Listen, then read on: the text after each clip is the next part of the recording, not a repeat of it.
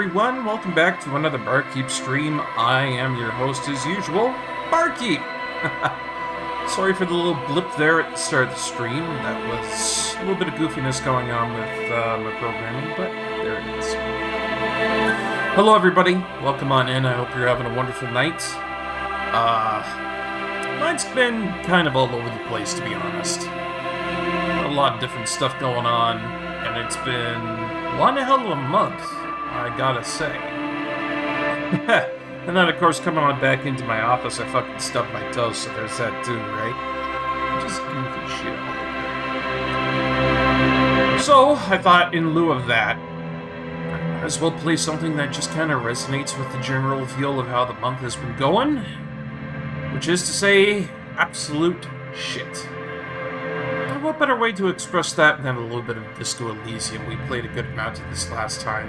I was having a lot of fun exploring the world, talking to the characters within it, and getting myself immersed in what seems like the most hopeless police case in the entire world, controlled by the most hopeless person I could ever hope to control.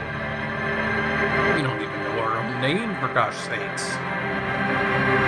Other than that, things have been going pretty good, I would imagine. I did a little bit of upgrading on the audio, which I'm wondering if that's going to sound really good. I don't know.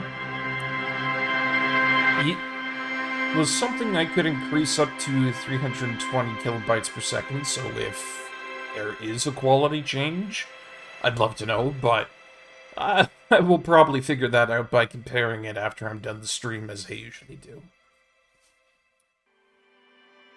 One volume could use the raise? Alright, sure.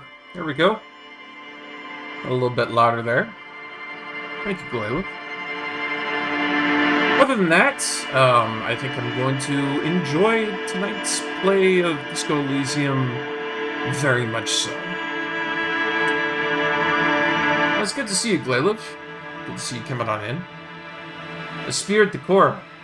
If an assault were launched on this building right now, the windows came crashing down and the whole world descended upon you. This man would hurl himself to death's way to save you, but he still wouldn't allow you to sit in the driver's seat of his Coupris Kineema. He never would. He never would. It would take... I don't know what it would take. The jaws of life? A crowbar? The pry bar that we got? I don't even think we could. The man's too attached, I tell you. Speaking of which, let's go see him right away. Let's go ahead and continue on with where we left off. This is nice, I gotta say. I was kind of looking forward to a nice chill game today because that's kind of the mood for me right now. Sometimes I'm a little bit more high energy, sometimes a little bit more low energy, and this is definitely one of those low energy days. So to kind of recap, just where we left off here, we opened up the Kineema here.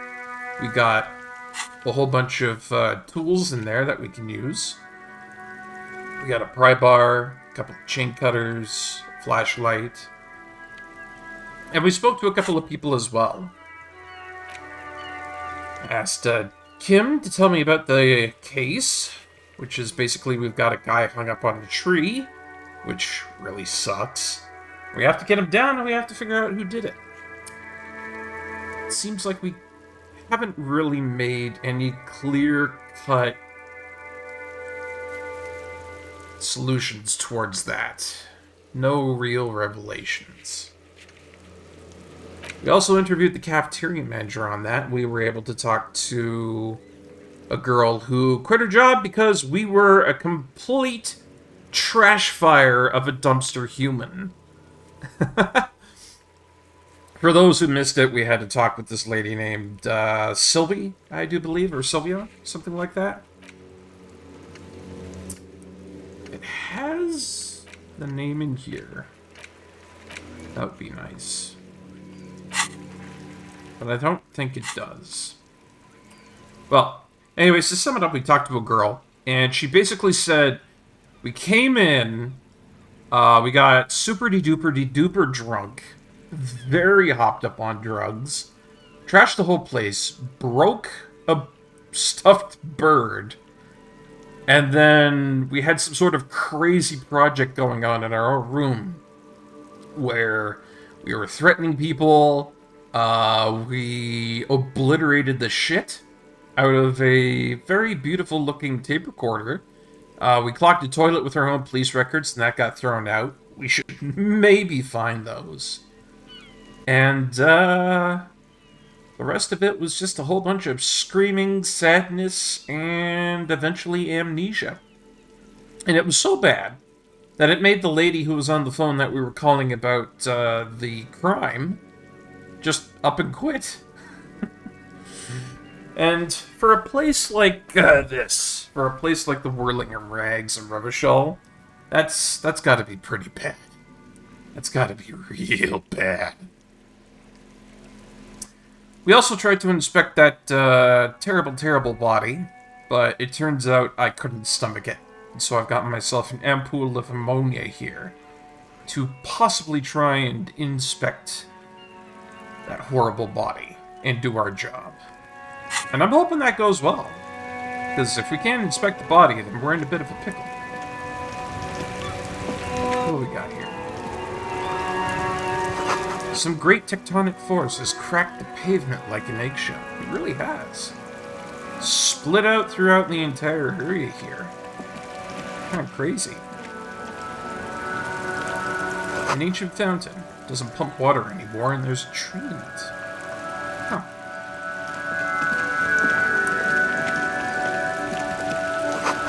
Tire tracks leading onto the roof. The slush and rain has almost washed them off. I wonder what these fine gentlemen over here are doing. Looks like a particularly fun game. Let's go ahead and talk to them. Life doesn't need to be a struggle. Life doesn't need to be a struggle. Those are some good words to go by, Gaston. I'll be with you in a moment, officer. Let me just finish my sandwich. Talk to angry old René first. Oh, angry old René. What does angry old René have to say? Have you no shame? Whining about your back every time you bring out the measuring tape. René, you're a man with a fork in a world of soup. Please, just try to enjoy the game, alright? I love that. You're a man with a fork in a world of soup. That is quotable. I could put that in a bio somewhere. That's beautiful. I like that. I'm trying to, but you keep breaking my concentration. You're old. I can see that. We're both old. Now stop grabbing your ass like it's a girl. René! These manly men are playing balls. Oh. This is a ball game. Guys, the ball Grab a game. ball and play it. Don't ask questions. Shoot first. Ask questions never. Ask questions never. That sounds like my kind of time. Let's go. That's the spirit. Don't even waste your breath asking about the game. They wouldn't know anyway. They're way past their prime. So, I can observe them a bit first. I can ask them for a moment of their times and not get involved in the game. Or I can leave them to it. Or I can grab the damn ball and show them how it's done. And you know what? Balls!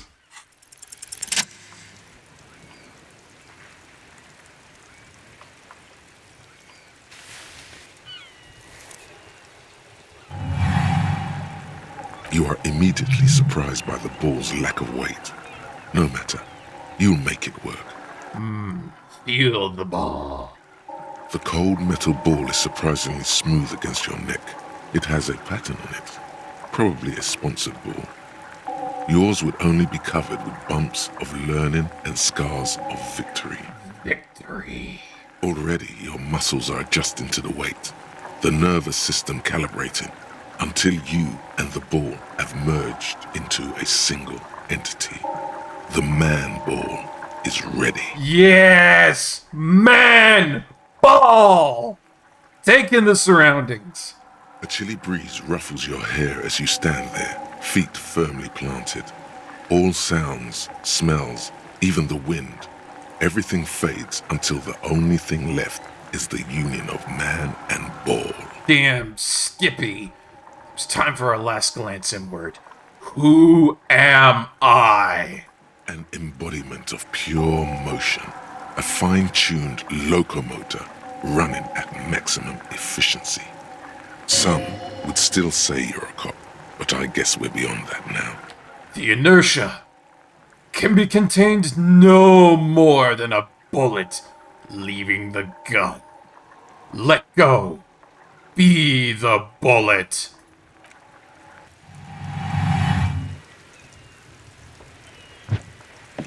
Boom! There it goes. Merde! Bordel de merde!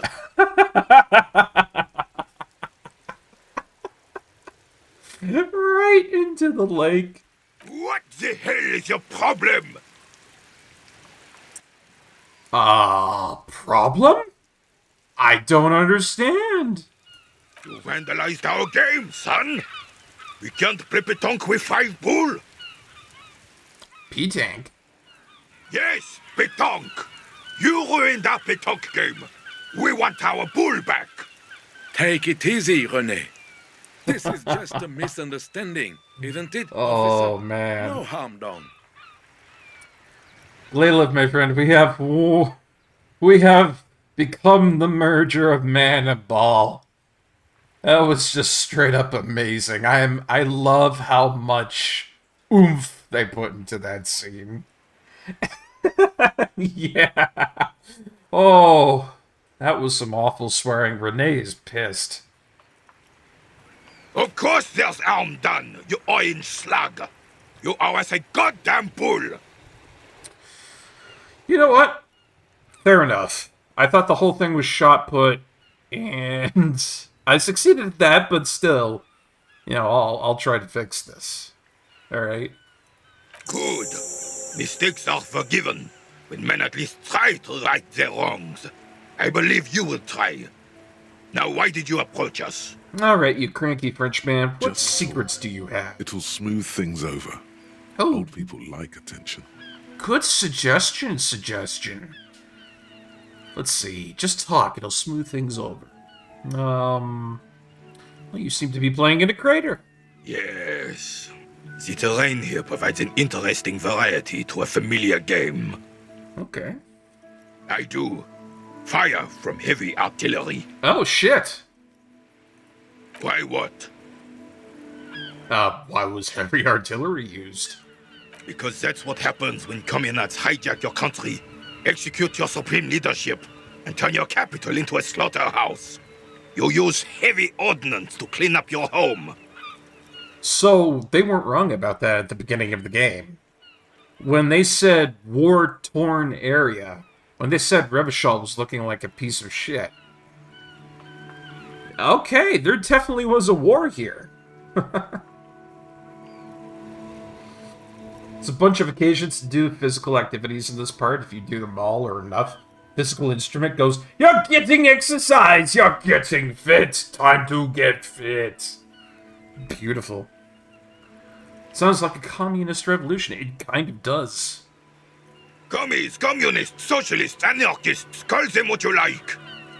They just chose the name to feel special. Senseless sentimentality. And did you use artillery fire against them? Sadly, no. It was the foreigners who brought them to their knees. We fought valiantly.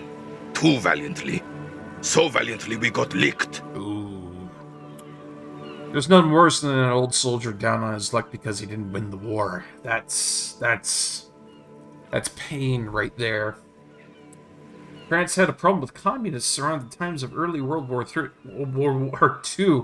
Gosh, I almost said 3. Wouldn't that be a thing? Yeah, no, I would imagine it's not fun. Should have fought dirty, like they did with their suicide sex cult propaganda and mad anarchist women strapped to shrapnel bombs. We didn't, though. and we lacked caliber. God bless him, but the suzerain's cannons simply weren't big enough. That sounds like a lot of propaganda right there, my friend. Let's be a little bit logical here. Why would they shell them here in Martinez, though? I think that's the big question, I would imagine. Because this place is a damn beachhead. Had to soften the commies up first. Oh. Yes, the military coordinated amphibious landing to take back Revachol. He finds your lack of historic knowledge troubling, a sign of mental deterioration in the preceding generations. Martinez was used as one of the 3 footholds in Revachol during Operation Deathblow in '08. The other 2 are off in Stella Maris and the Delta. Deathblow. Sounds grim. This here is Blood Ground, where Coalition boots first made landfall and cleaned those rabid dogs out. Most likely, we're playing pétanque on their mangled corpses. That got grim really quick, but please continue, Renee. Blood ground. You got old René going there. Like he isn't hungry enough already. Like it's my fault, Gaston. You know, I was just talking... Well, I mean, I did shot put his boule into the lake, but still. So what's this about a coalition? Don't get me wrong, officer. I hate those foreign dogs, but the enemy of my enemy and all that. They're the lesser evil. And so that's why everything's bombed out? Damn right, son. They lit the fire of hell on the city before they stormed it. And it worked, too. The rest of the city got cleaned up, but Martinez they keep as a monument. And now the Union Socialists are practically running the place. My God. There is a lot of socialism going on here, isn't there, Glailev? Well, it's your own damn fault. You, we, the coalition, Revachol, whoever you want to blame, never finished the job. Officially, the party never surrendered. Of course, they still all influence. I feel like the more I dig into what happened to Revachol and why Revachol is the way it is, the more increasingly complex it gets. And I like that a lot, because it adds a lot of flavor to characters like these. You don't even begin to truly understand the players on the table, let alone the specific circumstances surrounding the... What do you think? Oh yeah, it's an absolute snafu'd up mess of a situation. From what we understand right now, party never surrendered, we have a cop force in Revachol that isn't really recognized by the dock workers in Revachol. We have people on one side of the coalition, people on the other side of the coalition. We have a strong hate for communists propping up on one side of it. Where does it end and where does it start? And the interesting thing about that is I almost would like to think that because it's so complex, nobody can really get a grasp on the whole damn thing, and so the best next approach for most people here in Revachol is to take something that has a wholehearted approach to it, an ism, right? Something that you could cover the entirety of it with one broad stroke. Socialism, communism, fascism, any kind of ism that you can use to define and interact with the world in a way that makes sure that you don't go absolutely insane trying to figure out all these garbled up workings of the entire circumstance. And that's what I think we're seeing here, is I'm thinking we're seeing people left, right, and center who are attached to these ideals just because that's the best they can do with the situation at hand. Thinking men have opinions on these things. Present one. And now it looks like we get to have one of those ourselves. So let's see, what do we got here? That's the way it should be, soft socialists paving the way for the hard-working class to take over. Foreign powers cleaned up our mess, now they rule us. Shake your head in shame. This coalition seems quite capable, actually, or communists just don't understand how money works. Or we can take a fifth option, saying nothing. I don't think, I just do. Honestly, I'm at a bit of a standstill here, Rhetoric. Thinking about it, I really don't know, to be honest, because we've just come out of a hotel, out of a drunken stupor.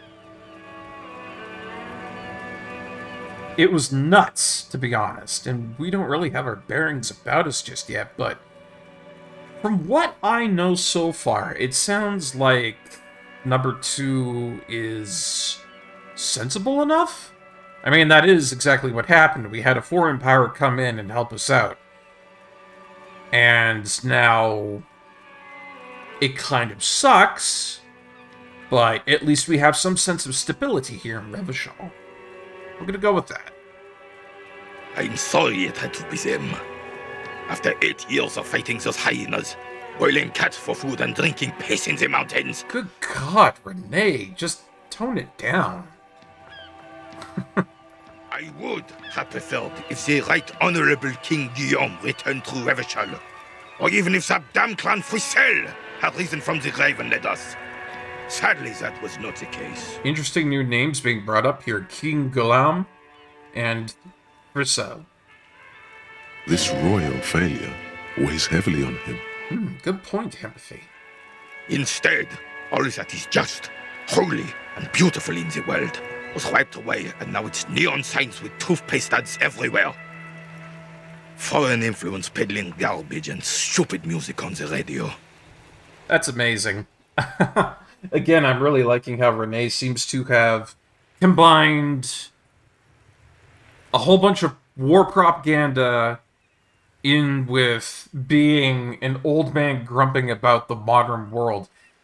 How he somehow managed to connect the two into a personality is amazing. In fact, I didn't even think it was possible, but here he stands. This is just what the commies wanted. This was their plan all along. This is what they wanted to replace the role of the suzerain with. Oh, I don't disagree, Glayla, but I feel they're more rare than common. But this is good, because we have a lot of information that we can discern off of. Let's ask who Frisel was. Damn Frisel. He was the king we couldn't protect. The Carabineers failed him, and the crown. He died in the hands of the Hyperlay, in a very public execution. Oh, yeah. And I actually know what hoi polloi means, for once. It's actually the common people, the crowd. It's a bit disdainful, the terminology. You know, as if you were to talk down to, like, the common layman. But, for once, I actually do know what one of these expressions means. So, King Guillaume. Tell me about that. Am I saying that right? Not the best with French here, but I am doing my due diligence, I think. I think it's more like Guillaume. A true king in both blood and mind led Revachol before Frisel. He would have been better, but the damn commies drove him into exile. Okay, so we can see that Renee really looks up to the man. Gotcha. Carabinier is French for rifleman, basically. I think it was a branch of the military that was called that colloquially in the Royal France. I feel like I'm learning so much today. Speaking of which, suzerain. Now that, if I am not incorrect, I feel like that harkens towards the Middle East in where it originated. I'm not the most amazing history buff, so please do feel to correct me if I am wrong, but I will take my best shot at guessing. This was Rhaenys the king. Has everyone forgotten already? They forgotten already. Ooh. Soon, they will forget everything. Him too. Then he chooses anger over melancholy. Snap empathy. It's no use talking to you. You were still in Daddy's balls when it happened. When we took our last stand against the filth and rode the cavalry straight into gunfire. Oh, man. A carbine is a type of rifle anyway, much like a mousqueton, an earlier type of rifle that named the musketeers. Oh, mousqueton being muskets. Interesting. I like that. Well, we're about to go on to an ad break, and we'll be back real soon after that. I'll get some stuff to kind of freshen up, but once we do that, we're going to check out to see if Renee or No here knows anything about the man in the backyard of the whirling rags that was hanged, and then we might try to figure out what makes this old soldier so proud, although I don't like our chances. Then again, we did level up. So that's going to be something really cool we can look into too, but that'll be after the break. We'll be back after these messages.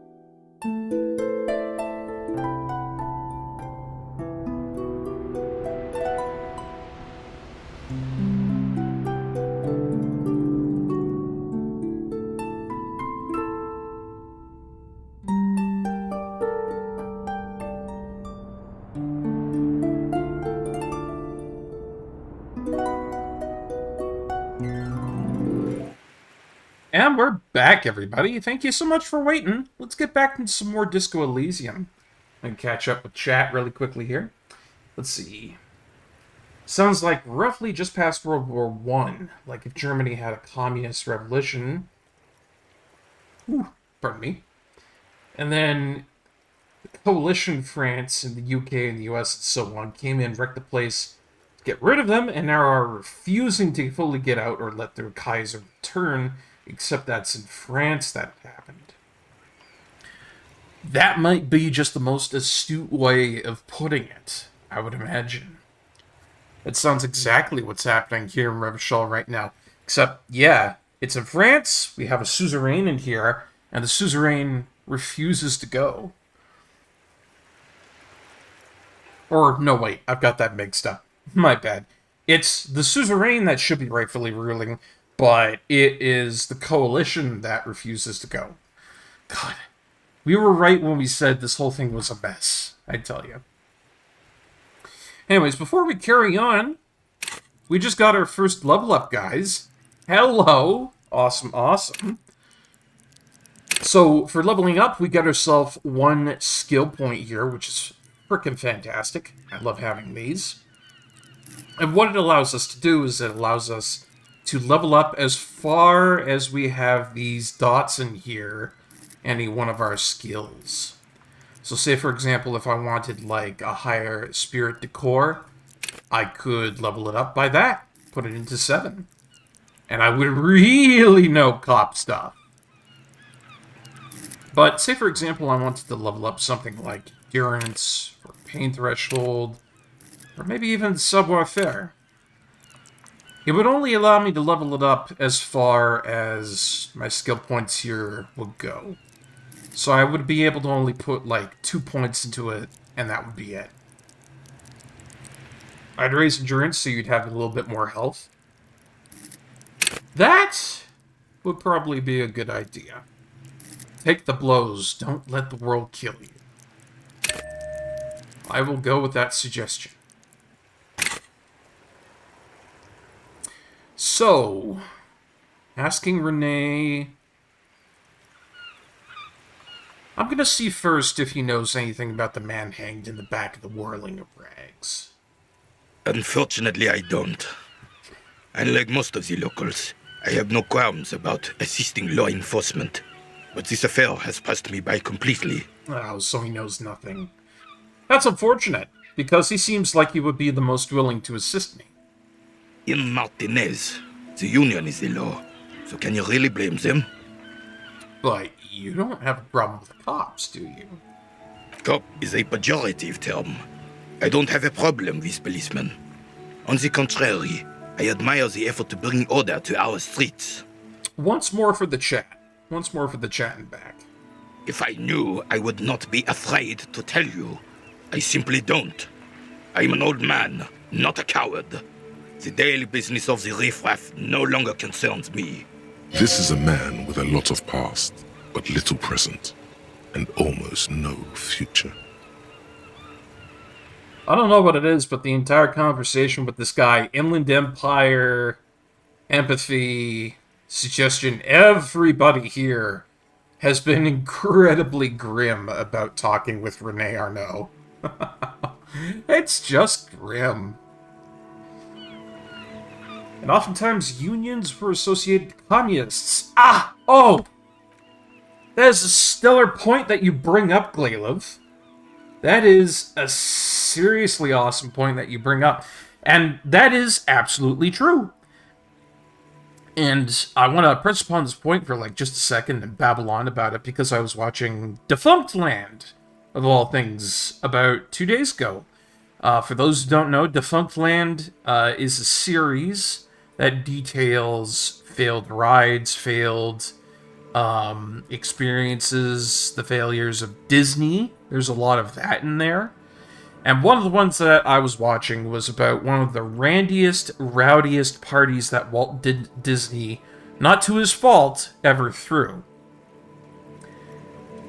And at the end of it, the discussion, or, well, I would say the report on which they were conducting, It went towards how things were going with his animators and how he was treating them, how Walt Disney was, relative to them after moving into a huge new studio where things were a lot less personal.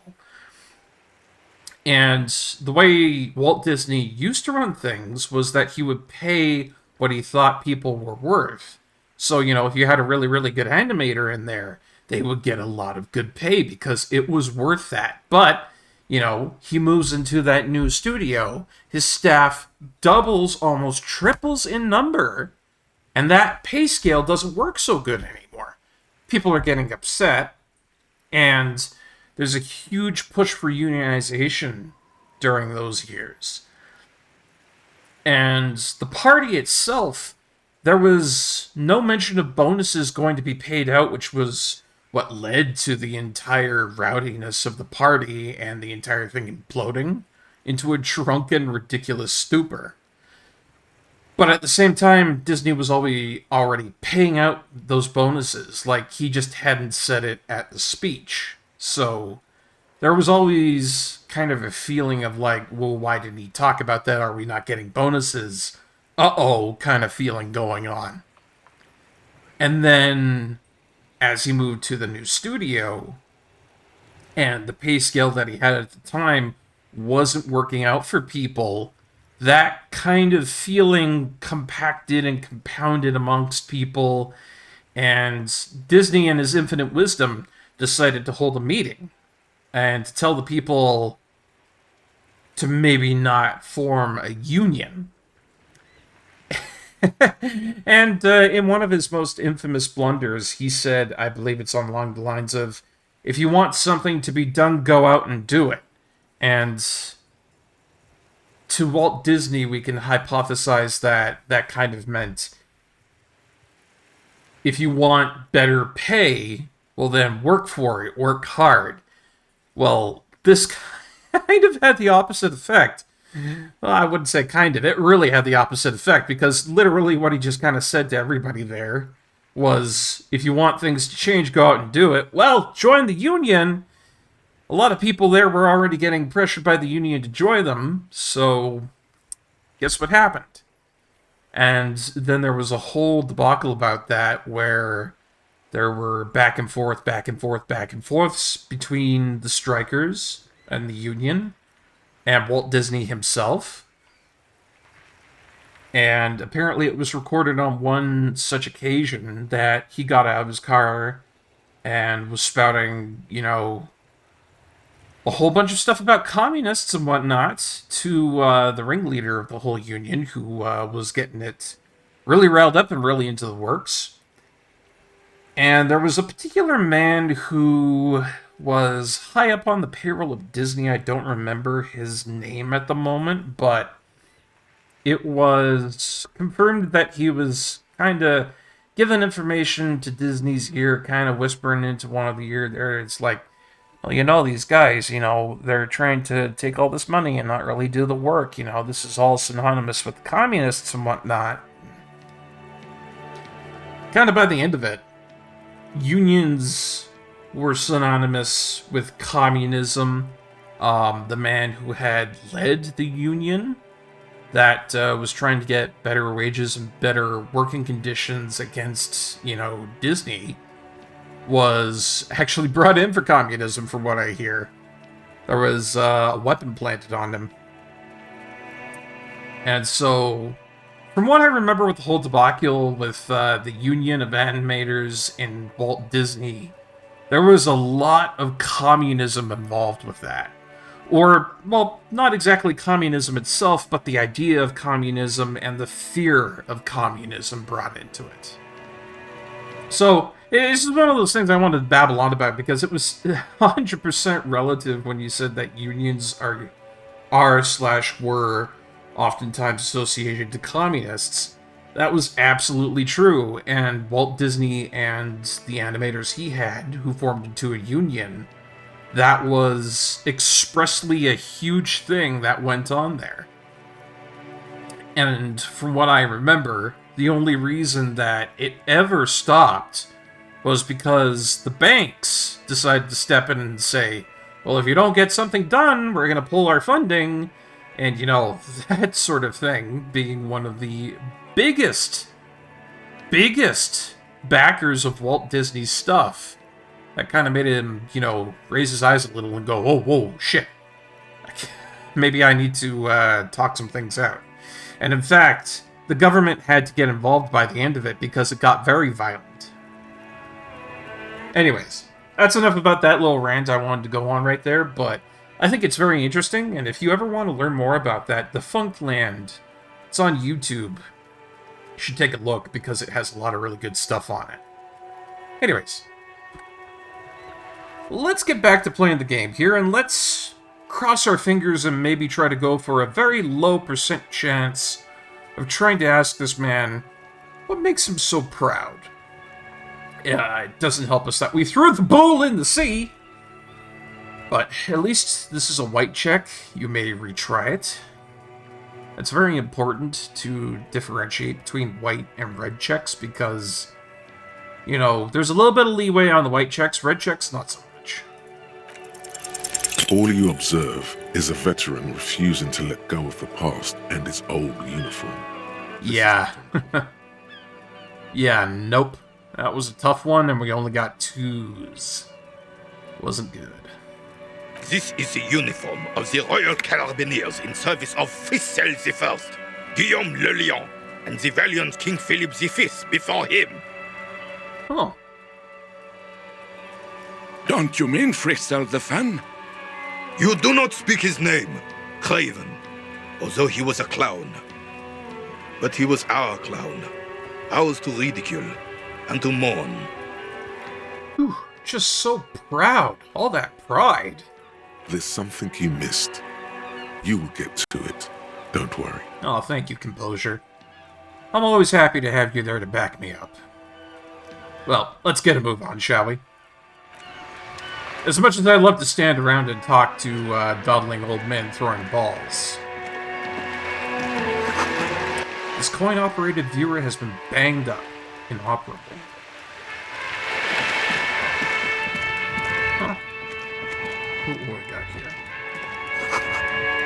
Oh, there's a lot here. Enormous bulls worthy of a real man. Maybe a sea monster did this to the plaza. Crack it open, I would think. The damage looks like it could have been caused by an earthquake.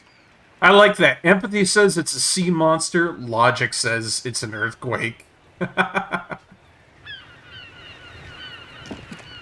Time does pass when you're talking with people and doing stuff, indeed. So I'm trying to kind of capitalize on what I've got here to start with. This book has a rose, a pistol, and a half-naked dame on the cover. Ooh, books. On the cover stands a very muscular man surrounded by flames. Perhaps something of a Greek origin, maybe? This is a book about pâté. Why is it always pâté? Hold up a second, guys. Pâté. Why does it always come back to pâté when it comes to France? I don't get it. In all of the media that I've ever experienced, pâté seems to be brought up when it comes to France, and I don't get that. Other than the fact that, yeah, it's probably French origin, but still.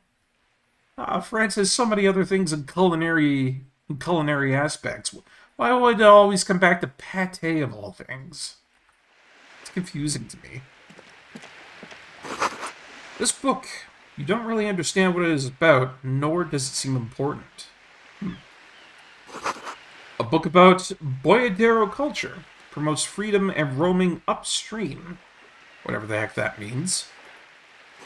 And a book about the future. The government reads your mind using radio technology. Is that a reference? Is that a reference to what I think it is? That's gotta be a reference to that one book. What was it? What was it called? 1940 something. 1946, 1948? Shit. I don't remember the exact year, but I know. That's gotta be a reference to that.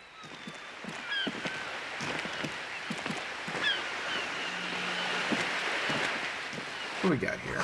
It's right about north to Capeside Apartments, Martinez Pier. I'll go back and talk to this girl outside. It's tasty, and more importantly, it's extremely convenient. Okay, that I do admit. It is very convenient. It's very advantageous in that way.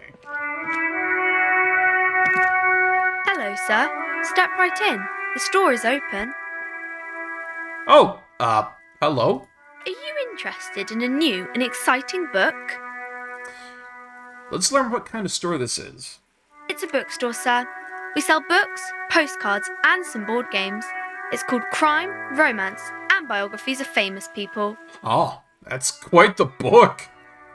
Kind of sounds like it's stuffed full of content. Whoa, whoa, whoa, whoa. Hold your horses, little girl. Even Encyclopedia is boggled by that. Like, calm down. I can ask her all these dumb questions. That is a book. They have stories inside them. It's like someone told you a story in a really long letter. What is a postcard? A postcard is a small cardboard picture. You can write a few words on the other side and send it to your friend or beloved. She is unfazed by your questions.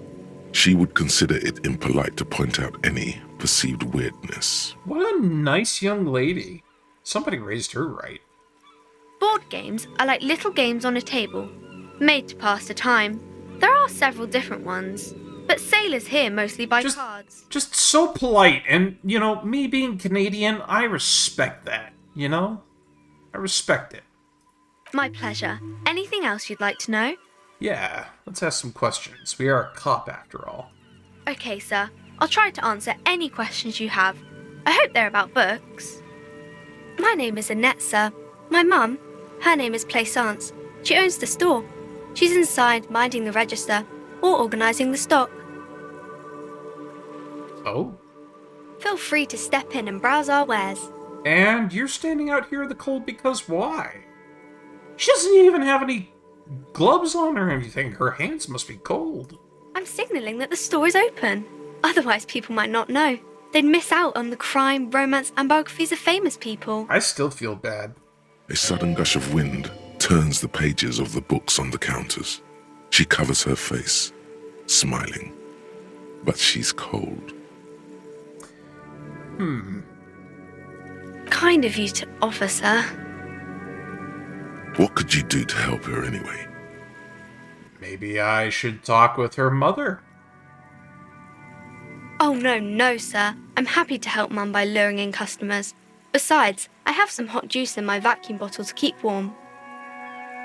Actually, this is kind of springing open to all sorts of good questions here. Like, what's she doing standing outside in the winter cold? And then, why isn't she at school or something? Like, fair enough. I do my studies at home at the moment. I have to help Mum keep this place running. Like, isn't going to school more important?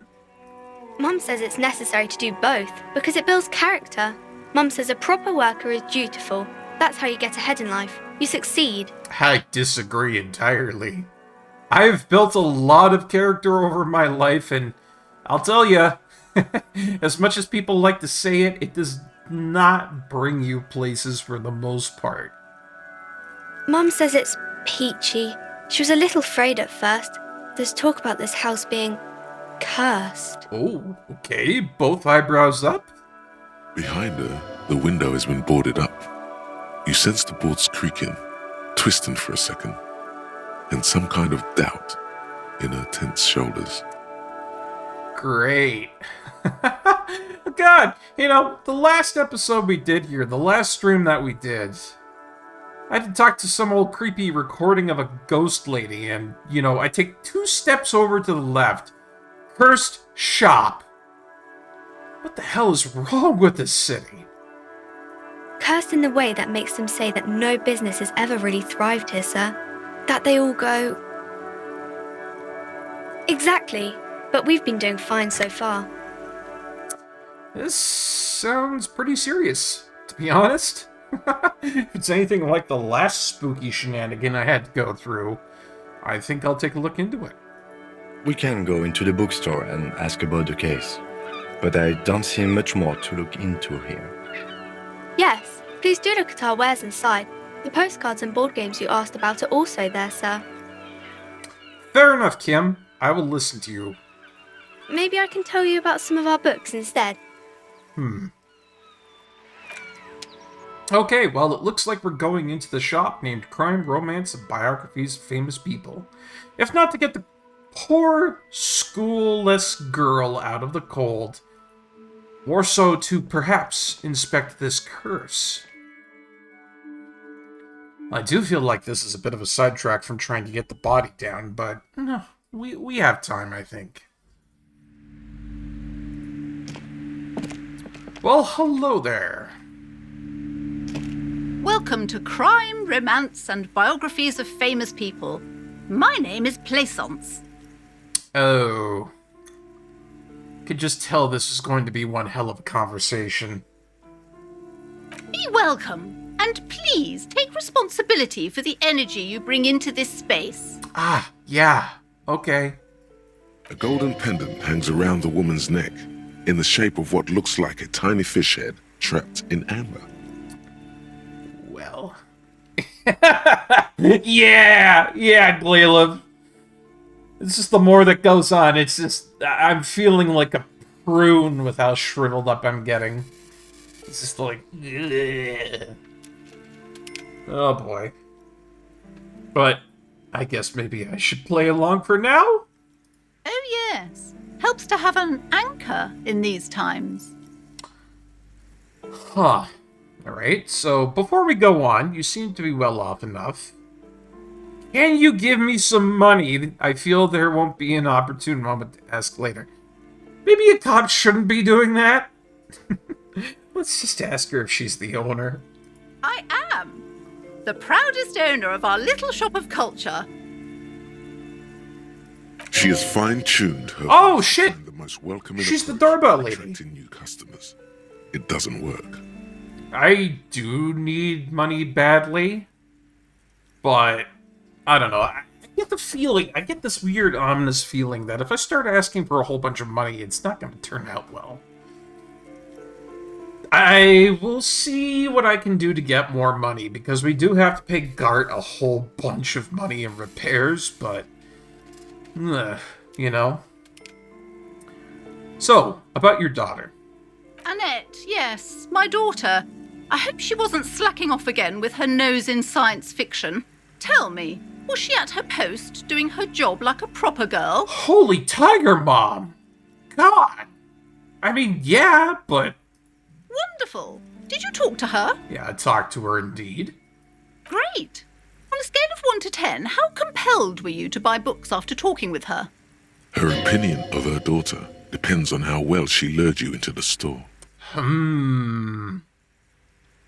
So I could actually grade her, or I could, you know, say, nah. But I'm gonna give the girl a 10 because she was a pretty nice lady. Like I said earlier, I'm Canadian, right? I try to invoke the Canadian way most of the time, and when people are very polite and helpful, that is Canadian to a T, and I love it. So a 10 she gets. My precious, her dedication brings joy to my heart. If you have children, I hope they turn out as great as my Annette. There's a solution if you can't find it, but honestly something that sucks to have to do. I'm hoping it's possible to not have to do that. Oh, gotcha. But the way you're handling her strikes me as wrong. That is a dangerous thing to say to a lady like this, but I'm going to go for it. Mind your own business, sir. In our society, people don't get to tell each other how to raise their children. It's none of your or anyone's business. Yeah, I don't like it, lady. The woman before you scans the store, her shoulders rigid and tense. Every now and then, she nudges her glasses. So, maybe not that, but let's talk more about this curse. Cursed? Who said that? Annette? I will have a word with her. This place is not cursed. It has a robustly magnetic energy. Good for commercial activity. My business is thriving, sir. I don't believe you with how high-pitched your voice just got. Doesn't feel like it's thriving. Feels ghostly. Okay, what if I want to buy a book? Then why are you talking to me? Everything is on the shelves to browse. Don't you feel compelled to buy anything? Oh, no, yeah. See Reputation those for shelves politeness there? is indeed Go, one of the be better drawn. reputations one can live up to. Everything is on the shelves. Take a look yourself. The shelves compel you, don't they? The shelves compel you! That is a sentence in and out of itself, Plaisance. She's attempting to mentally direct you towards the shelves. She only wants you to buy the goods. She doesn't care about the books. Right. She smiles and nods, seemingly relieved. Odd. I'm gonna go back outside and talk to the daughter for just a moment. But yeah, she does love to use compel. I feel like I'm talking to a Star Wars character. Okay. So, what's this crime business? Crime fiction is about murders or burglaries or things like that, and the work of a policeman or a private detective who's trying to solve a crime and catch the criminals. Oh. Why would anyone want to read about that, though?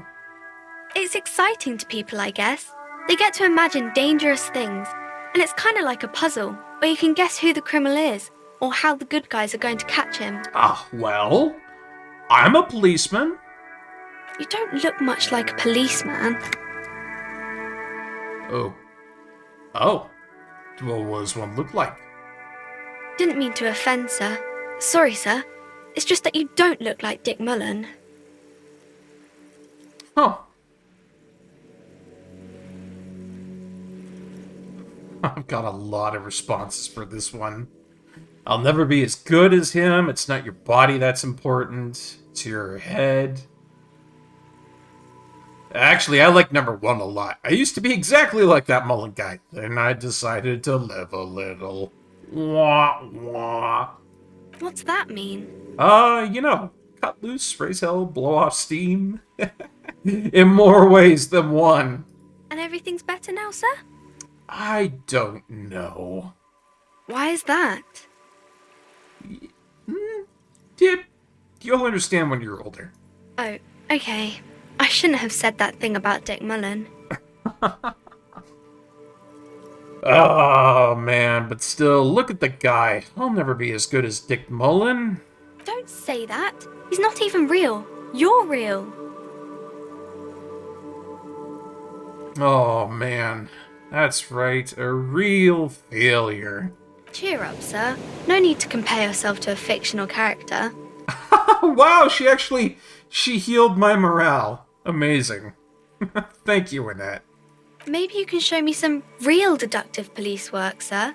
Ooh. Like in the books. Okay. I know, right? She's just so pleasant to talk to.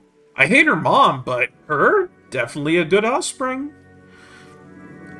So I have a composure for deducing something here within an even chance, and it's one I can retry, but I think I should ask her more about the story itself. What is romance? It's the type of book where there's a rich lady and she has to choose between the good man and the bad man. Oh, that's such a childlike way of putting it. That's just downright adorable. Or there could be a story about a poor lady getting a rich man. It's about man and lady business, sir. Alright, what about a poor man getting a rich lady? It happens, but usually the guy gets rich in the process. Or should actually be rich himself, but has lost his family property unjustly, like during the revolution or something. Oh, so there was property loss and loss of family?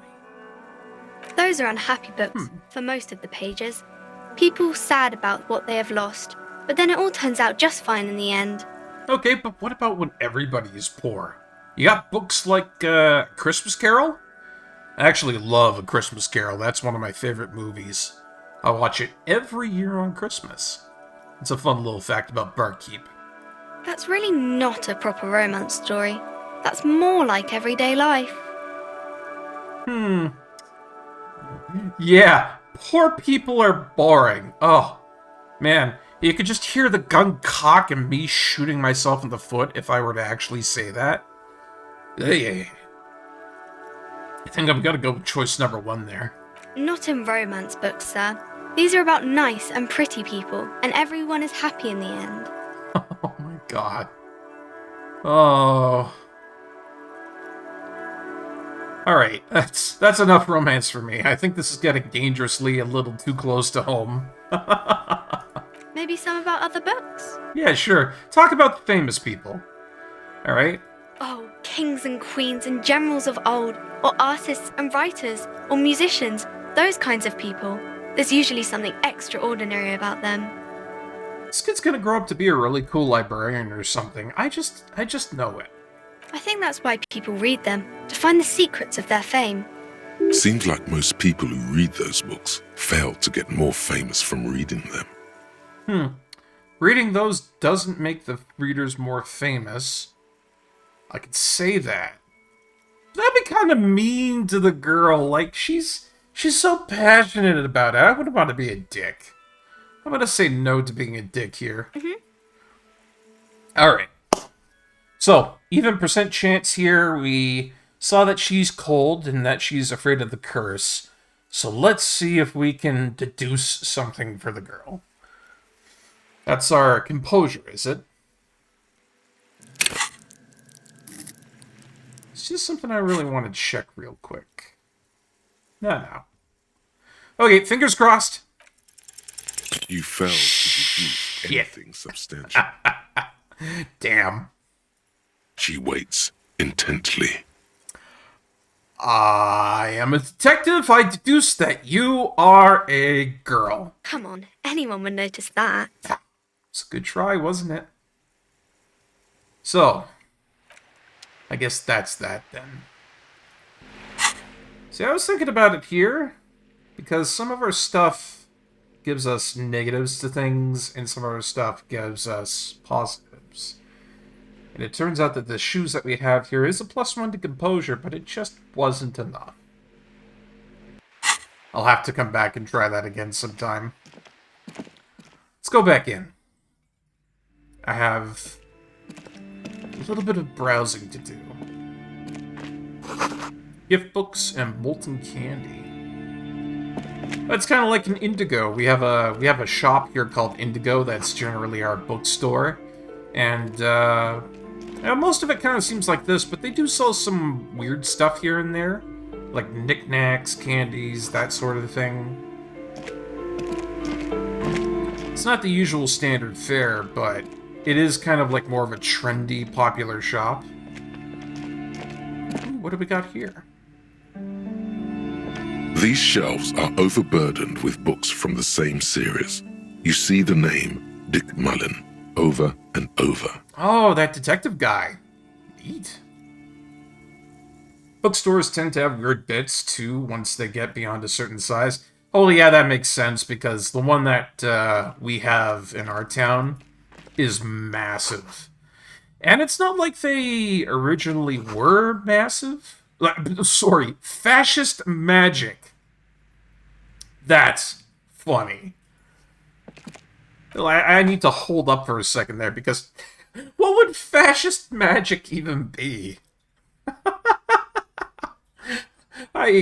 My mind is trying to tangle around that concept. Nope, I got nothing. Oh, that popped out at me a little too quick. Hoppity boppity, you're now my property. Jeez. Oh. Before I got so distracted by that. No, I think the chain that we have here, Indigo, it used to be Chapters. That we had a whole bunch of those all around Canada. They were constructed to be big and odds and ends and bits and bobbins-y all throughout. And I think that's just generally the operandi modus of it now, is that they constantly do that kind of construction. I don't like it myself because there's a lot of stuff in there that I usually would buy that I could get for somewhere else for like $20 or $30 less. Say it like a journal or something like that.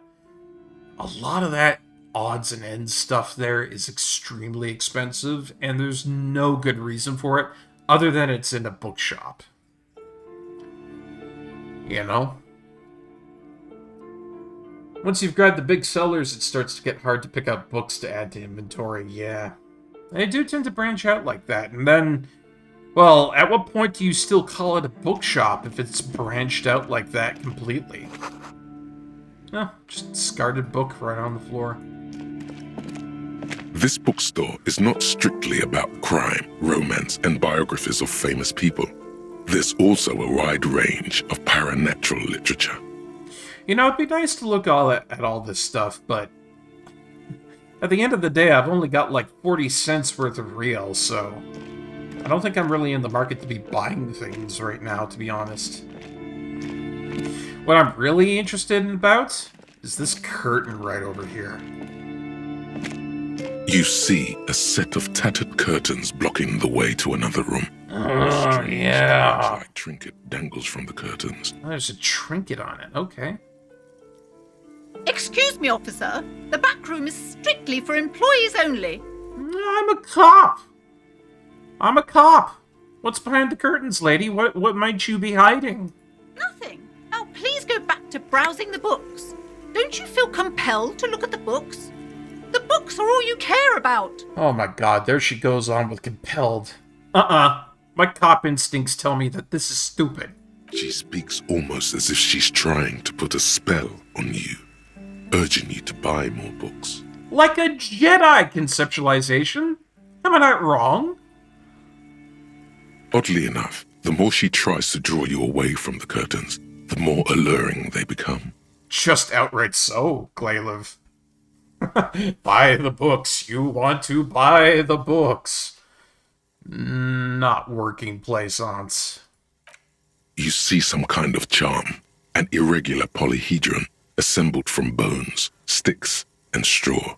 Inside, a disturbing fish head with empty eye sockets stares at you. What the fuck, lady?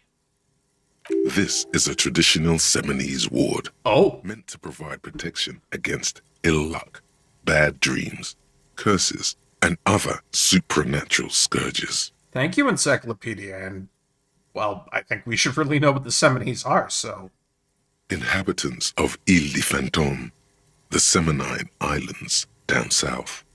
Aside from poking at it suspiciously, there is nothing else to do with the fishhead charm at this time. I just want to point out that Ile de Fantôme sounds really cool. I'd go there, to be honest. It sounds really cool.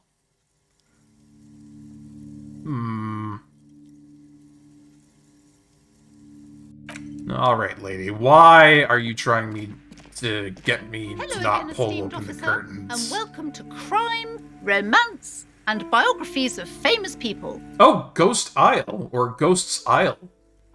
Still, that's a real badass name. Isn't that kind of cool, though, when, you know, people translate stuff into French? It just sounds, I don't know, a little bit cooler for the most part. I feel like that just might be a perspective from somebody who's, you know, been English, has spoken English his entire life. In dust, hang But before you. I think the viewpoint might be a little bit different if you're a francophone or, you know, somebody who's spoken French all their life, you know? Yeah, Japanese does the same to you, right? I feel like different languages, if you haven't been immersed in them all your life, they have a sense of romance to them, I'd say. Anyways, Plaisance, you and your spooky little Jedi mind tricks shall not work on me. Pull open the curtains. Just as you're about to pull apart the curtains, the petrified voice of the shop owner cries out once more. Sir, don't touch that. I told you it's off limits for the customers. Parapsychologically speaking, we're done if you decide to open them. I won't be held responsible for the consequences.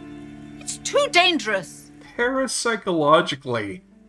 Oh, we're going places now, chat. We are going places now. She looks away, mumbling. Why is everyone always messing with the curtains? Why can't they just buy books like normal people?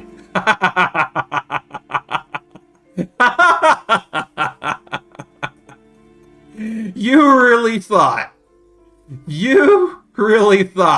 when I walked in that I was gonna be a normal person. Just, that was your conclusion. Oh. Alright. Is this about the curse, lady? No, it's just a storeroom for the employees, I told you. Now please step away from the curtains. Oh, sorry, ma'am. This is different. I'm a police officer. I have to get in. Why? It's not like anyone was killed there. Oh! Big slip-up, Plaisance. What ever could you mean by that? I'm sorry, I don't mean to be so impolite. Just please don't go there. I can't allow that. You'll only make things worse and unleash the powers. The powers! Oh, lady. At that point, I do not care. You cannot stop me. It's coming open. No! Please just talk to me, officer. Come here and let's talk this through before you decide to do anything extreme. There is something mysterious about the curtains. Be careful. Oh, Inland Empire thinks there's something back there. The curtains, tattered with age and covered in dust, hang before you, as if taunting you. Alright. I've been a pretty stable cop so far. I'm willing to listen to you one more time, Plaisance, but if you can't give me anything reasonable, I'm going right back there and ripping those damn things open. Hello again, esteemed officer, and welcome to Crime, Romance, and Biographies of Famous People. Oh, yeah, that's one of my favorite parts about this game, is that the skills are as good a narrator as they think they are. That's a good thing to remember when you're playing the game. Yeah! If you didn't want it to be public, don't put it in the public part of the store. It's right damn there. Absolutely on the money about that, Olive Atelier. So seriously, Plaisance, why are you being so uptight? I already told you, it's just a storage room for employees. I don't understand why it's so important to you. Because I'm a cop? Just let it go, officer. Go buy some goddamn books. You're supposed to be drawn to the books. Oh, why does it have a 70s word protecting it, huh? It's just for decoration. Okay, fine. It's because this place is cursed. Just like Annette said, they don't call it the doomed commercial area for nothing. Aha! Got you, Plaisance. I got you on your bullshit. Are you happy now, officer? Happy that you've ruined everything? I am extremely pleased right now, so if you don't mind, continue onwards. If you don't mind. Crime, romance, and biographies are an allotment of genres. Genres? What the fuck was I trying to say there? Genres! Jesus. It's me getting immersed a little too into the French there. My jaw starts going off in weird places. Still, it's quite the amount of genres. Indeed. Take it easy. You've broken her resistance. Pushing her further will gain nothing. Okay, fair enough suggestion. Let's ask her more about the curse. Let's play along with it, because it seems like this lady really buys into the whole supernatural hokum. The curse is so much worse than you could imagine. It's a disease, eating at the very foundation. Foundation. Oh my gosh. It's the curse of financial distress, of ruin and bankruptcy. Dun dun dun. Yeah, where's the fantasy, the cookbooks, and the geography? Like, listen, if you do not have one book on here on some Greek mythology or, perhaps some Conan the Barbarian, I mean, what kind of bookstore are you running, lady? Oh, yeah. She's definitely only in it for the money. I mean, she's got her kid outside shivering in the cold, for God's sakes. Didn't that curtain just move? Bullshit. Oh, yeah. Annette mentioned that the previous tenants have experienced some troubles. It's not just that, officer. We're dealing with something supernatural here. It's the cacodemons feeding off bad business practices and disappointing income statements. Cacodemons?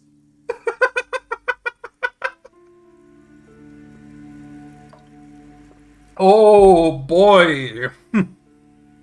Oh boy. Oh.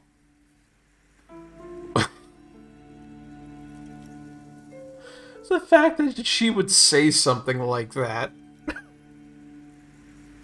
Well, if we have a minigun somewhere, it's definitely going to be the thing to help us.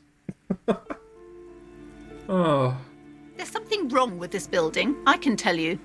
Ever since I arrived, I've sensed an eerie, lingering presence, as if I was unwanted here. So, not only is she a lady that is stuck up, wound up, uptight, treats her kid like shite, but she's also a supernaturalist. Sounds familiar. Strange, I feel unwanted too. What does it mean?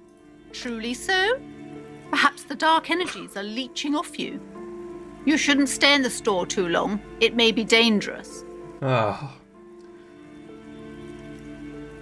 Well, I mean, she is apparently in financial distress, Hollow Atelier.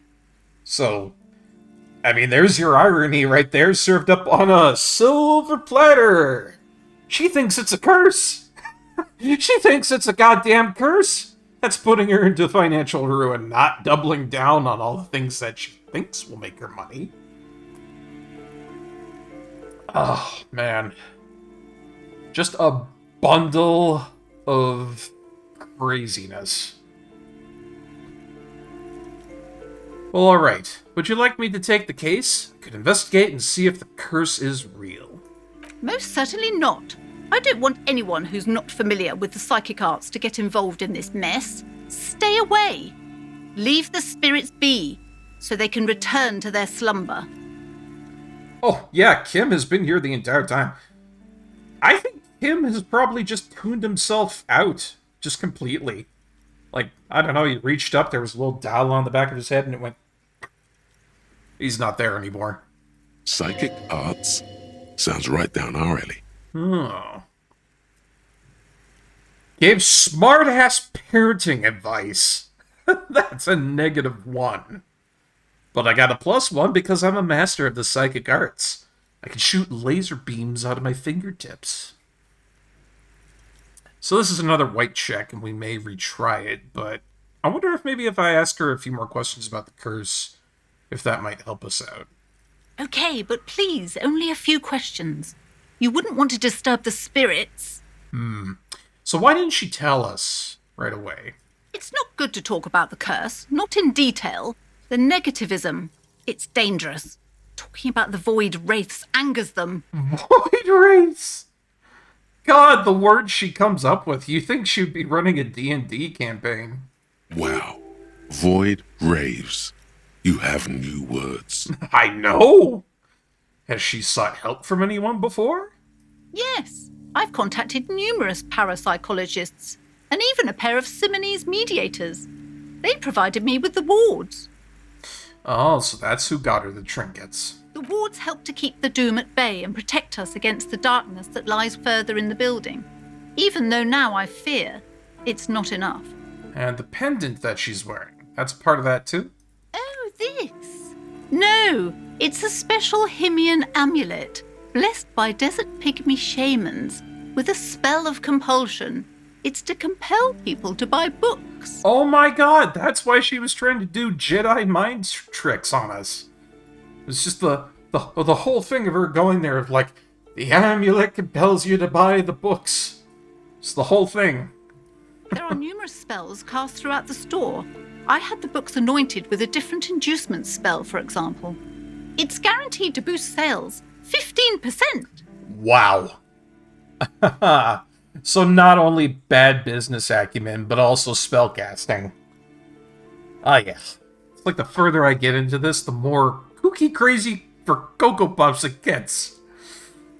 The woman before you scans the store.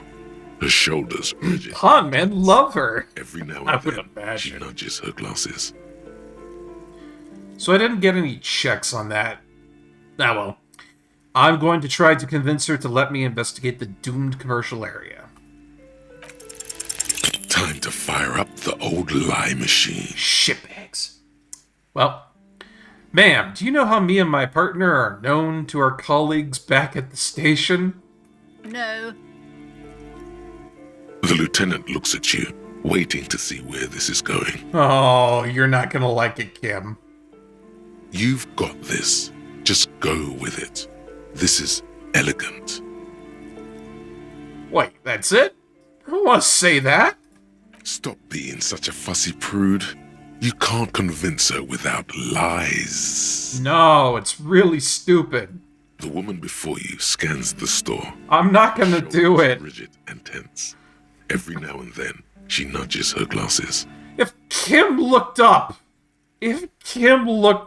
and knew. That's my sign to just not do it. Thank you, intelligence. Drama was going off on a spin there. That was nuts. Alright. Hello So again, that's another one to officer, keep in mind. and I welcome to need Crime, drama Romance, points to and be able to biographies of pass that famous check. people. So, we've done everything we can kind of do here. We need a couple of skill points to maybe retry a couple of white checks, left and right, but I think either a little bit more exploration will be good for us, or maybe talking to this mailbox will help. Apparently. This Post Lavantorie mail collection box has been heavily vandalized with graffito. A closer inspection reveals 2 bullet holes in the front. Amazing. I can either pat the box and say good mail delivery box, or I can say fuck you mail delivery box and kick it. Well, I quite like the mail delivery box. You've done a good job delivering our mail. The box seems happy. No, please. Eat shit pig, fucked by the coon, and St. G with a crown have been scribbled on it. Jenny is a whore, and best set mailbox also. Been there, Post Live Aventure mailbox. Been there. The mail collection box seems cathartic, thankful even. So do you. You shudder. Then you swallow. A mailbox just restored my morale. Yup. Yup. Okay. I think it's high time we got back to the body. See if maybe I can, take a little look at that and maybe get on with our job.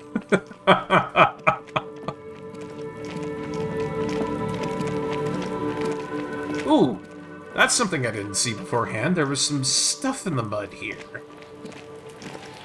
There are several footprints in the mud, left by work boots. Anywhere from 6 to 12 pairs have walked here. Oh. We've got an even try on visual calculus here. So this might be important to the case. What kind of boots? Heavy workers' boots with reinforced toes and hobnails, all over the yard. Oh. Isn't this something an industrial worker would wear? Fair enough, visual calculus. Lieutenant, workers' boot tracks. Noted. Oh, you took note of that.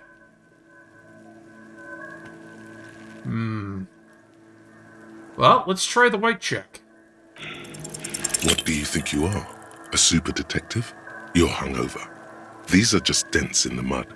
No pattern emerges for the time being. That hurt my morale in real life, too. Ouch. That was like 3 failed rolls in a row. This is bad luck.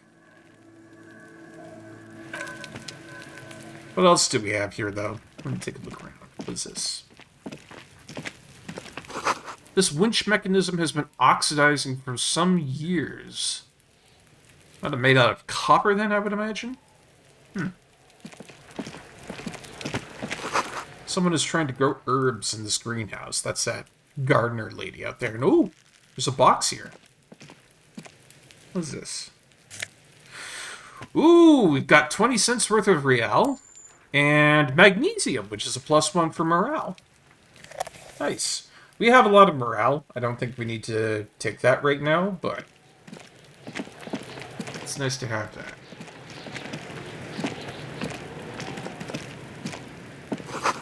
The letter R wears a crown. On the ribbon below, a light above descending. What is this thing? This trash container is locked. The sliding lid has a padlock that says, whirling in rags.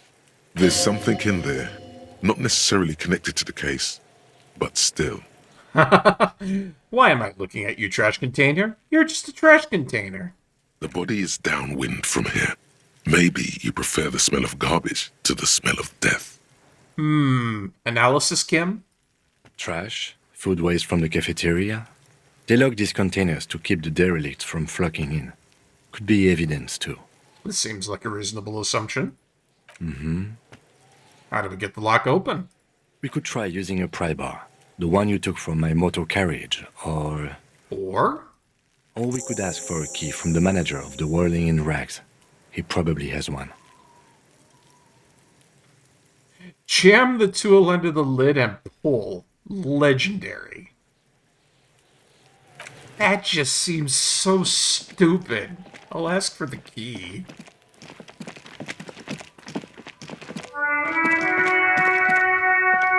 And we will get that key after these messages. We'll be right back in just a moment.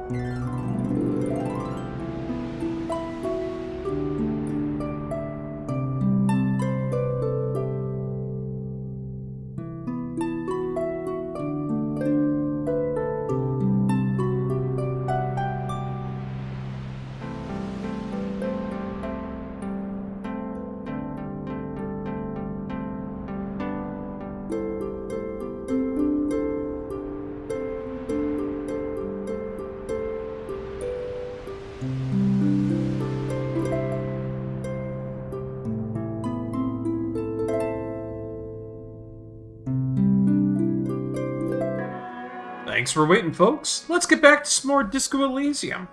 And yes, it is something I missed completely, but if I were to equip the gosh darn pry bar, it probably would be easier for me to go back and, you know, try to open the dang thing.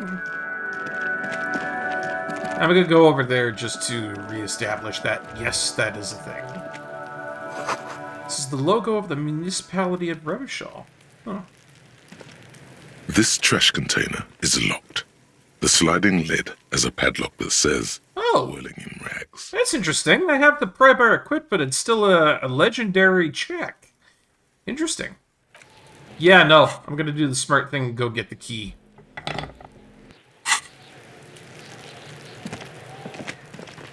Why make my life miserable when I have intelligence? Buddy Cop Kim said as much. Oh, wait a minute before I go there. Hello! Hello again, sweetie. You seem to be in a chair. Yes, dear. I'm a paraplegic. Oh man, that was... well... A paraplegic is someone with limited or no ability to use the lower half of their body. Paraplegia is caused by spinal cord injuries, like falling from a great height, or a grenade explosion. Yeah, I'm sorry about that. That was rude of me. That's quite all right. I'm used to people asking questions. I know they're thinking about it anyway. If you could do a 24 result and a 2d6 result, you would be the There whole. is no bitterness in her voice. She accepted the curiosity her condition inspires a long time ago. Oh boy. Yo, Gart. Best friend Gart. Let's see how things are. A woman's hand wrote yesterday's menu. Today's starts in a man's handwriting. Ah, yeah, that's because the lady who was here yesterday quit. Can I help you? Ooh, there's lots of stuff to talk to him about. Mine? No, it belongs to the Whirling in Rags. Thank you for clearing that up. Why do you keep the container locked? Why? To keep the hobos and drunks out. That's why. And the neighbors too. They put their trash there and they don't pay for the garbage company. That's actually a really fair point, and it's actually something that my condo unit has going on IRL. We're gonna probably put a lock on ours as well.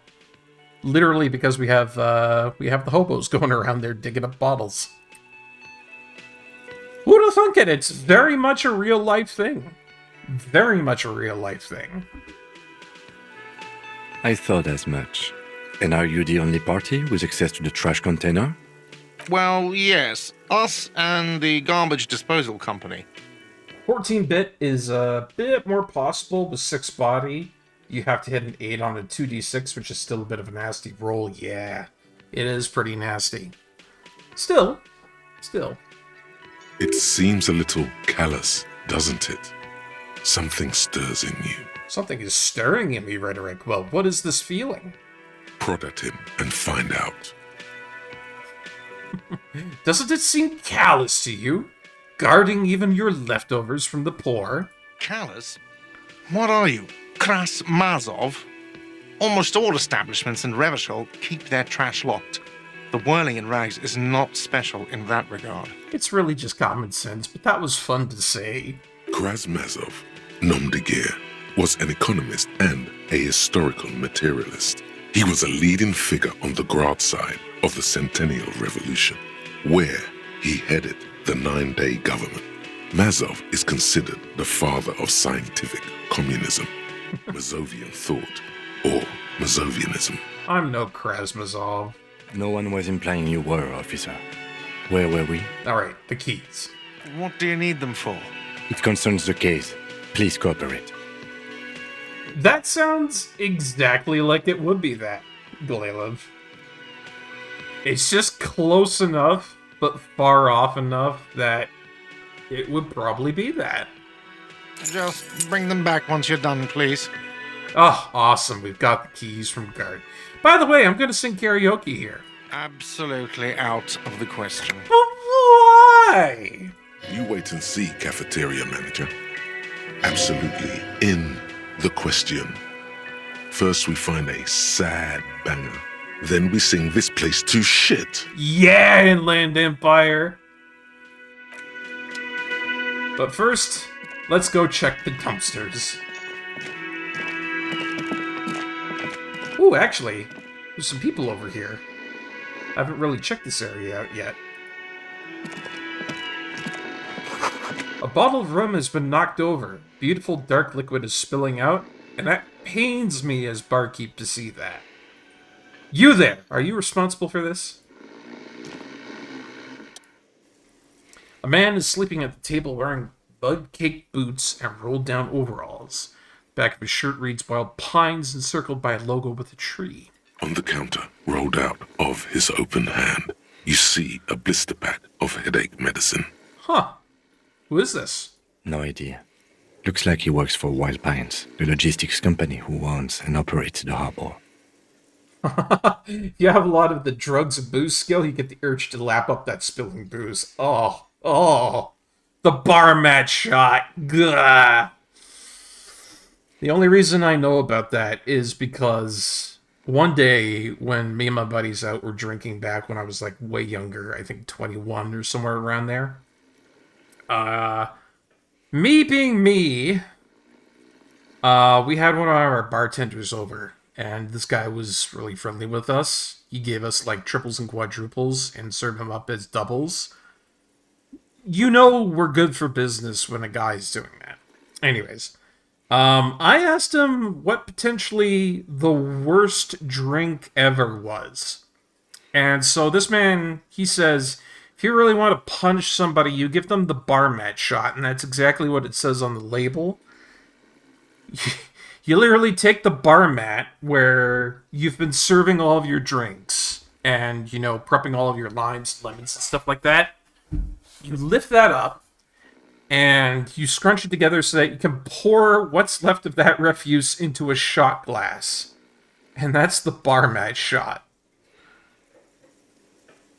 We all kind of recoiled when he said that, because we were, you know, having a good time, and that one just kind of was like, whoa, you know, just disgusting. And, well, it's not exactly that bad, but, you know, an almost empty bottle of rum spilling booze out onto the table and having the urge to lap it up is pretty much almost a good equivalent to that. Alright, why is this guy sleeping during the day, Kim? Possibly because there's a strike going on in the harbor. There's not much to do aside from drinking and sleeping. Physical instrument, challenging 12, wake 'em up. And this is easier because I crashed into the wheelchair and I caused a ruckus talking to Gart. Okay. There is only one way to awake this bone idol from his slumber. Roar like a hurricane. Rip the buildings from the earth. Oh man, both of these are great. I don't know which one to pick. Who is a coin to flip? Where's the coin flipper? Oh man, this is another one of those situations where I wish I had a coin to flip because both of these are perfect. You know what? I'm gonna go with the cop thing. Wake up, this is an order, I am the law! Why the yelling man? Looks like a Sow descendant. A lot of Sow dock workers around. Huh. You're alive? Wait, what? I was just sleeping. What do you want, officer? Officer, even after a rude awakening, this dock worker respects the police. More than they usually do, at least. Hey, this is actually really good because he is a dock worker. We think these guys might be behind the crime, so being able to talk to one... Big success here, I think. Let's actually learn more about the company. That's the name of my employer. I work in logistics. He doesn't sound too enthusiastic about this. And how's it going? How's it going?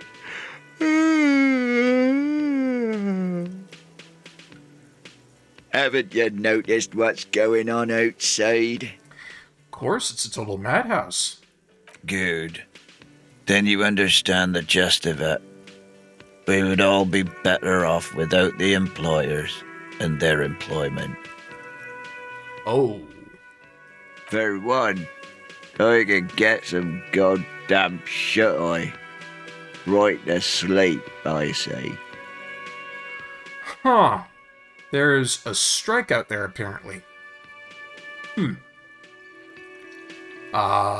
Yours? Indeed. Help yourself to some. Wait. No. It's empty. Sorry about that, pal. No problem, no problem. So, can you tell me about the dead body in the yard? I feel like that's something we really need to know more about. Yeah. What about it? Oh. You seem cool with it. You know, people die here every day. Someone's found in a ditch, another one falls in a manhole, a third one gets eaten by stray dogs. Ooh, that's bleak. If someone has decided to die on top of a tree, then how is it my concern? Well, someone has to look into it, and I'm the someone. I can tell you this. Trouble's ahead. Like what? You heard what I said. Draw your own conclusions. That's all I know, and I prefer to keep it this way. The lieutenant gives you a little nod, then makes a note in his blue notebook. Not good. So Union people think he was a killer, he thinks. Even sleepy hair. This doesn't help a lot, but it's something. Good work, detective. Oh, 2 pats on the back for that. Good stuff. Thank you. Alright, I'm gonna let him sleep. The dock worker doesn't answer. His head is already back down on the table, in sweet sleep. Nice! Okay, so we got some information gleaned out of that. Fair enough. For once in this awful, awful mess, we actually have some information. Alright. This trash container is locked. The sliding lid has a padlock that says, "Whirling in Rags." Open sesame. With a well-oiled crack, the lock pops open. It should now be possible to simply raise the lid. Don't. Maybe you shouldn't. Didn't I just add a premonition that there's something in there? There is. But you won't like it. Oh. Sweat forms on your brow. Your hand is still on the lid. Oh, I'm gonna be brave. The smell of rotten food rises to greet you. You see soggy cartons, dirty rags, and organic waste. Ew. We're just in time. God, I'm happy I have the gloves on. Ugh. Alright, so under the box is a carton. What have we got? You see milk and egg rest with one broken egg in it. Some pasta wrapper. Picking up the soggy packages somehow feels familiar. A box falls into pieces in your hands. Batiste Soleil cereal. There are plastic pasta packages below. And turbo noodles. Nothing of note, however. What a name! Turbo Noodles. Among the threadbare kitchen towels, something catches your eye. A pair of denim trousers. As the legs of the slime-covered jeans begin to unspool from the garbage, a rank corpse smell fills the air. Oh, ugh. The victim's clothes? Cadaverine odor is faint. If these belong to the deceased, they were removed when he was still in the early stages of decay. Okay, so that is actual evidence to the case. Good. Drop them in here, officer. Guitar marked blue jeans. Pockets empty or emptied. He wore them with a belt, too. A white belt. The loops appear stretched, but the belt is missing. That's it. Do you see anything else in there? I have another bag here. A good conclusion to draw to, yeah. If it's like that, it had to be hung post-mortem. Wait a minute. So that brings up a lot more questions here. If he was hung post-mortem, then the hanging wasn't what killed him. Oh. Something slimy catches your eye. Well, I got the gloves on. Let's reach for it. A drab, long-sleeved shirt, olive-colored, appears from the food waste, dripping with pus. Yick. Bag it. This is a military-type overgarment. No label or serial number. This is the kind of rib-knit shirt that's worn over light armor to conceal it in an urban scenario. Anything more? Our guy might be military, huh? The rest of the rags are just kitchen variety waste. A yellow old mug that catches your eye. But other than that... Just a thrown out towel, a mug. All right. We should go to Gart again and ask if he knows who put the clothes in the trash. It could be as simple as someone from the hostel cleaning the yard. Or that one. I'd advise against confronting that force. Fair enough, Kim. If you're going to give me a suggestion, I'm going to listen to it. Do you think somebody from the whirling might have been involved? Not really. All we know is the victim's clothes are in the trash, the lid was locked, and his establishment had the key. It's just a small loose thread. Fair enough. The lieutenant nods, then looks back into the trash container. It's just organic waste, cold and slimy on your hands. Apple and potato peels, mostly. Unidentified sludge, and the occasional chicken bone thrown in for good measure. Gotta have that chicken bone thrown in for good measure. Nothing. It's nothing. Nothing more to see here. What's this? What? A blue piece of plastic sticks out from the apple peels. It's shiny. Looks like the corner of something. Something larger. A clipboard. A blue plastic clipboard with moist papers hanging from it. They look badly damaged, but you can still make out forms and notes, written in a man's handwriting. And what could this be? Officer, is that your paperwork? I don't know what this is. It is. Look, the plastic has the RCM street grid on it. You've even got an autopsy form in there. Oh! It's our paperwork, the one that we tried to flush and was thrown out.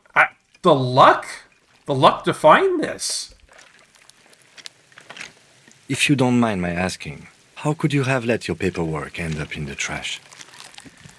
I think I didn't want to be a cop anymore, and that's probably why I tried to flush it down the toilet. Well... Oh, Kim is stunned. His eyes express a rare condolence. Then he picks it up. Lucky we found it. You should take stock of what remains, just to be sure some has not made it into the hands of the RCM's adversaries. Organized crime and the like. There might have been police secrets in your notes. I love that too, Glailev. The fact that the game has just, like, tasks outright that you should do and need to do, and then just secret casts. Secret tasks that are like, hey, if you did it, bond for you. Kim understands why a cop might go fuck this during a massive bender. He is a good cop in many ways, especially in that stance of empathy. Well, you know what, Kim? Your advice has been stellar so far, so I guess maybe we should go over those notes and see what they have. It would also not hurt to start taking notes on the case. Now, tell me what your eagle eyes see. Or are we finished? Some items, such as the ledger you found, are interactable. Go to your inventory and select the Interact tab to read your paperwork. Okay, so I can interact with stuff in my inventory. Got it. Well, the mug. I'm getting that mug as well. You pick out a broken mug with an oddly racist depiction of the yellow man frolicking in saffron. An antique? Only in its social sensibility. I take the mug. Kim, are you judging me? Oh. You've acquired an interactable item. Investigate this item further by going to the Interact tab in your inventory. That's great. Let's get out of the The trash. container sounds a muffled gong. Oof. This paperwork does a lot to hint at why you tried suicide by overdrinking. That's one thing off the list. I think we got it all. No.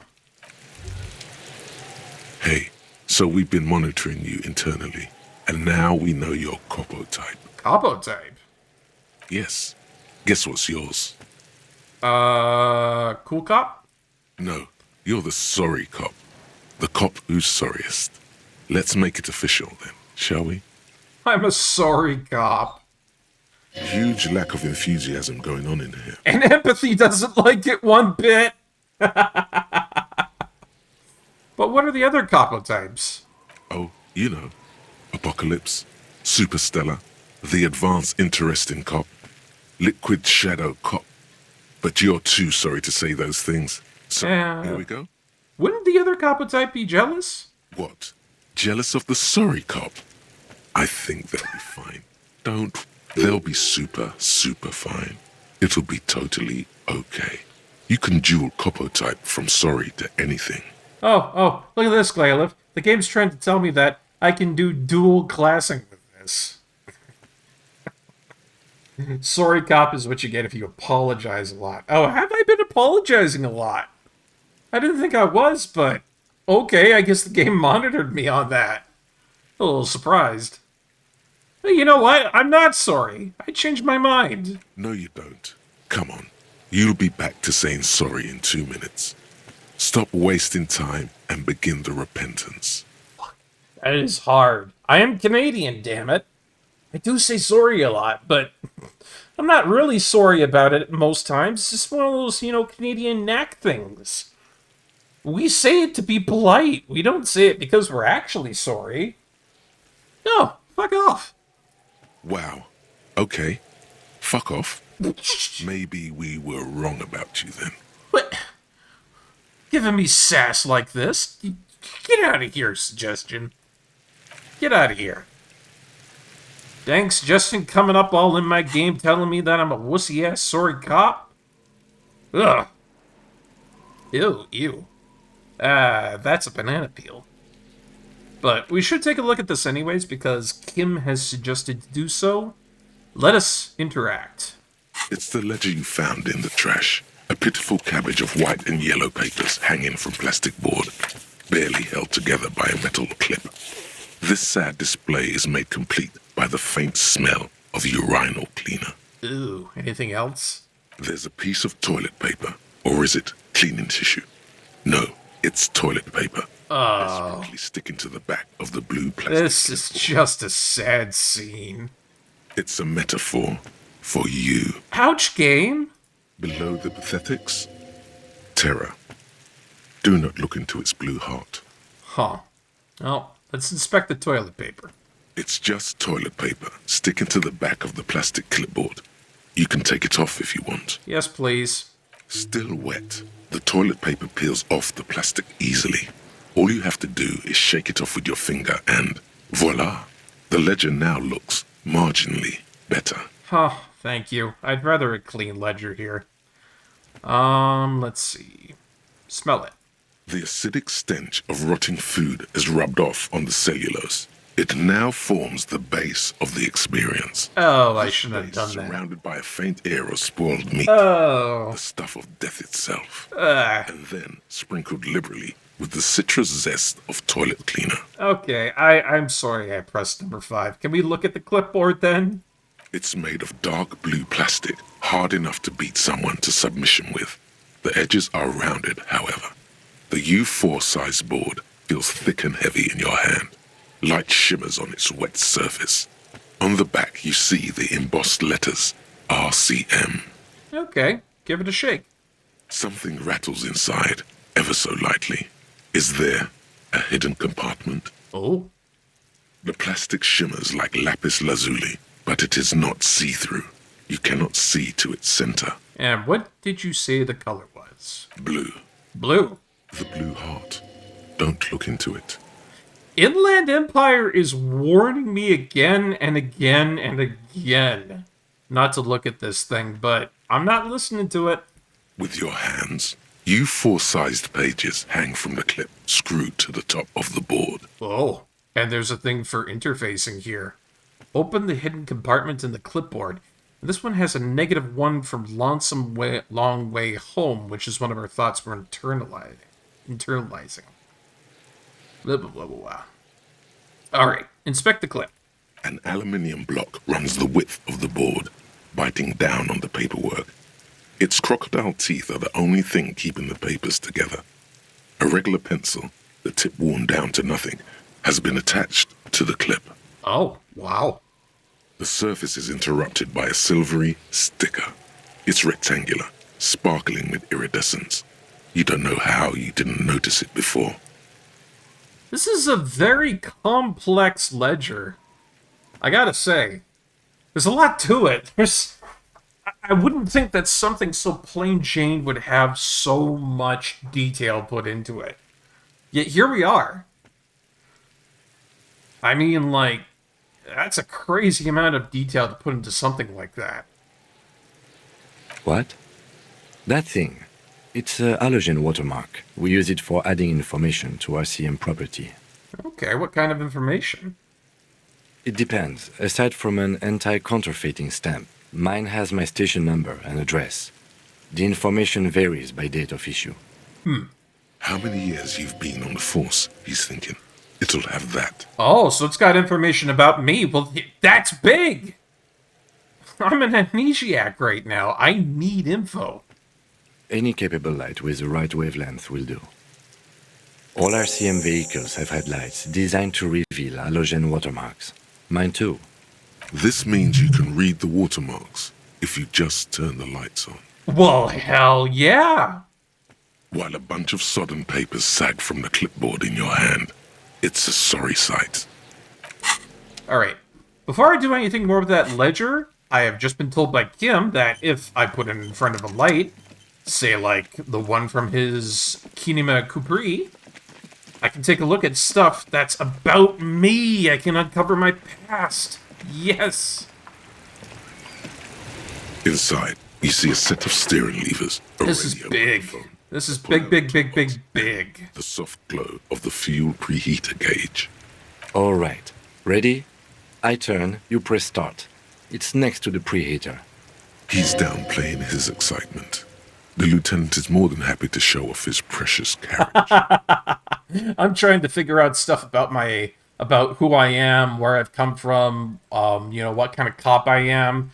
And meanwhile, Kim's over there like, my car!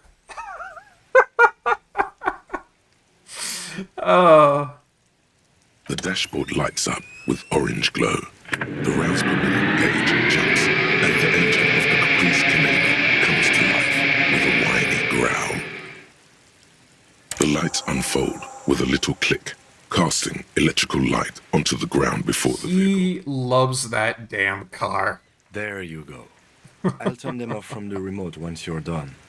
We just need to stand in front of the machine now. Alright, fair enough. Headlights are on. Let's go ahead and figure some stuff out about my past.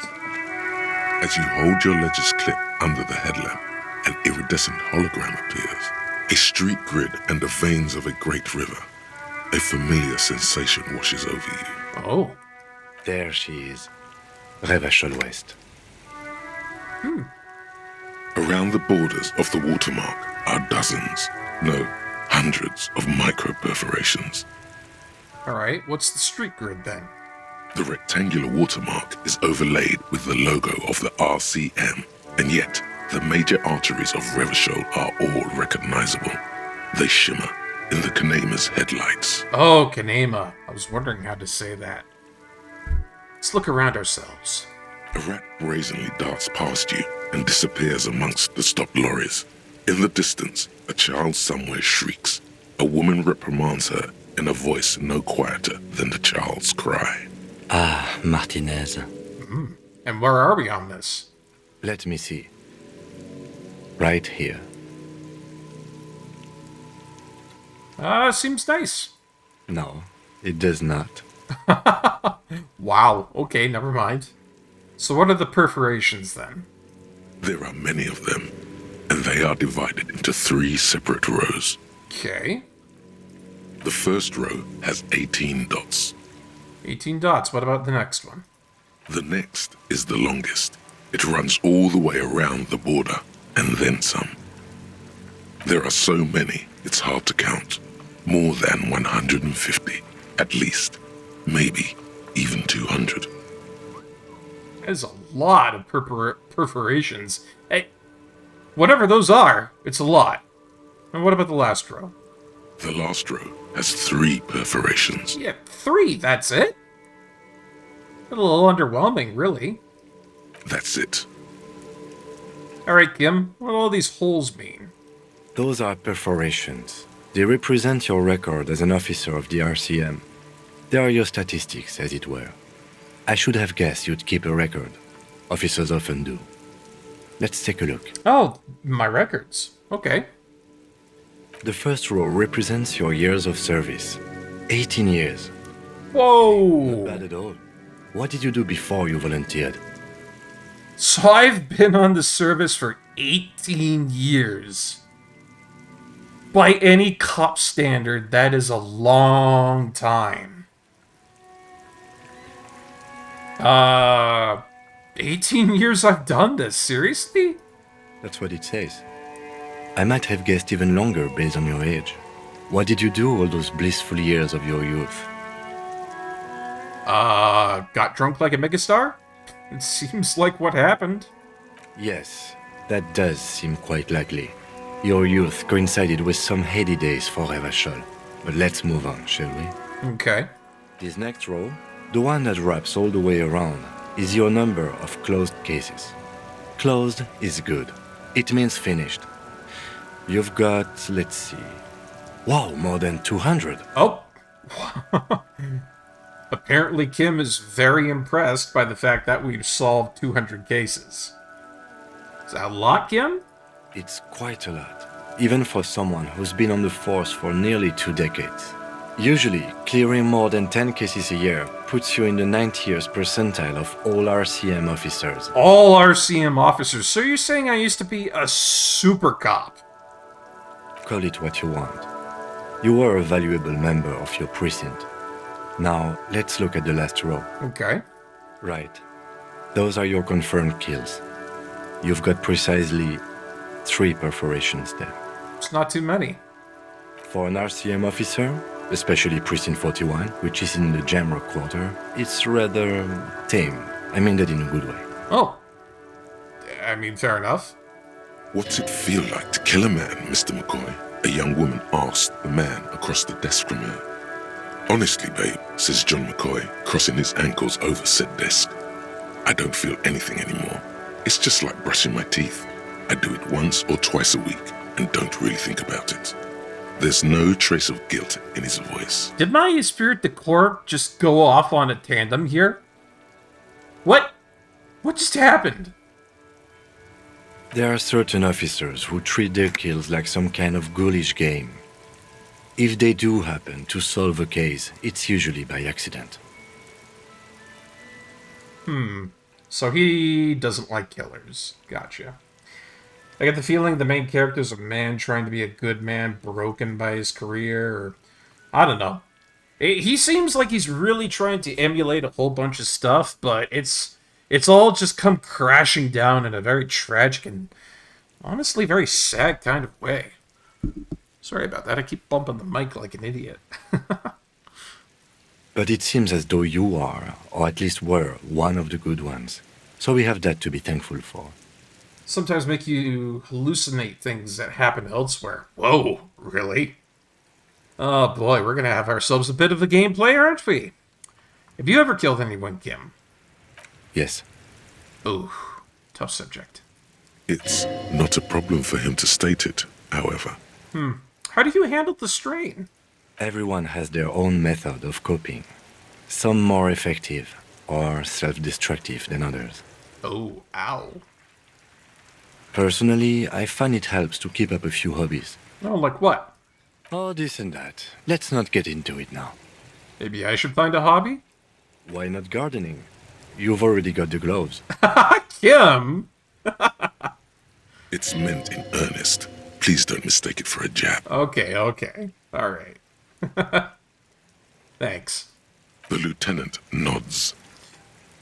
Right. I'll go turn off the lights. Man. Yeah, his hobby is clearly his car, but he's not going to get into it right now. That's really cool, though. We actually know more about ourselves from doing all that. We've solved like somewhere over 200 cases. We've been on the case, or the force, for more than 18 years. And we've only killed like 3 people. Comparable to a real cop, even. That is insane. That is nuts. You can now see your statistics on your journal page, to the right of the task description. Oh, the journal page to the right of the task description. Oh, so I have statistics now that I can see. That's actually pretty cool. There's a point in Superstar Cop, there's 4 points in Sorry Cop, 1 in Boring Cop, and 0 in Apocalypse Cop. Interesting. I have points in Communism and Fascism, but not ultra-liberalism or moralism. I have no honor. I have 3 points in Good Cop, Bad Cop.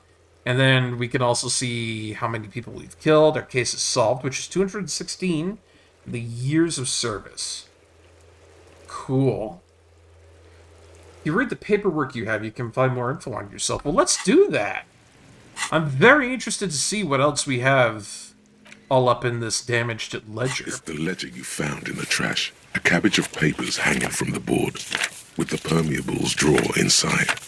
It's barely held together by a clip, then made complete by the faint smell of urinal cleaner.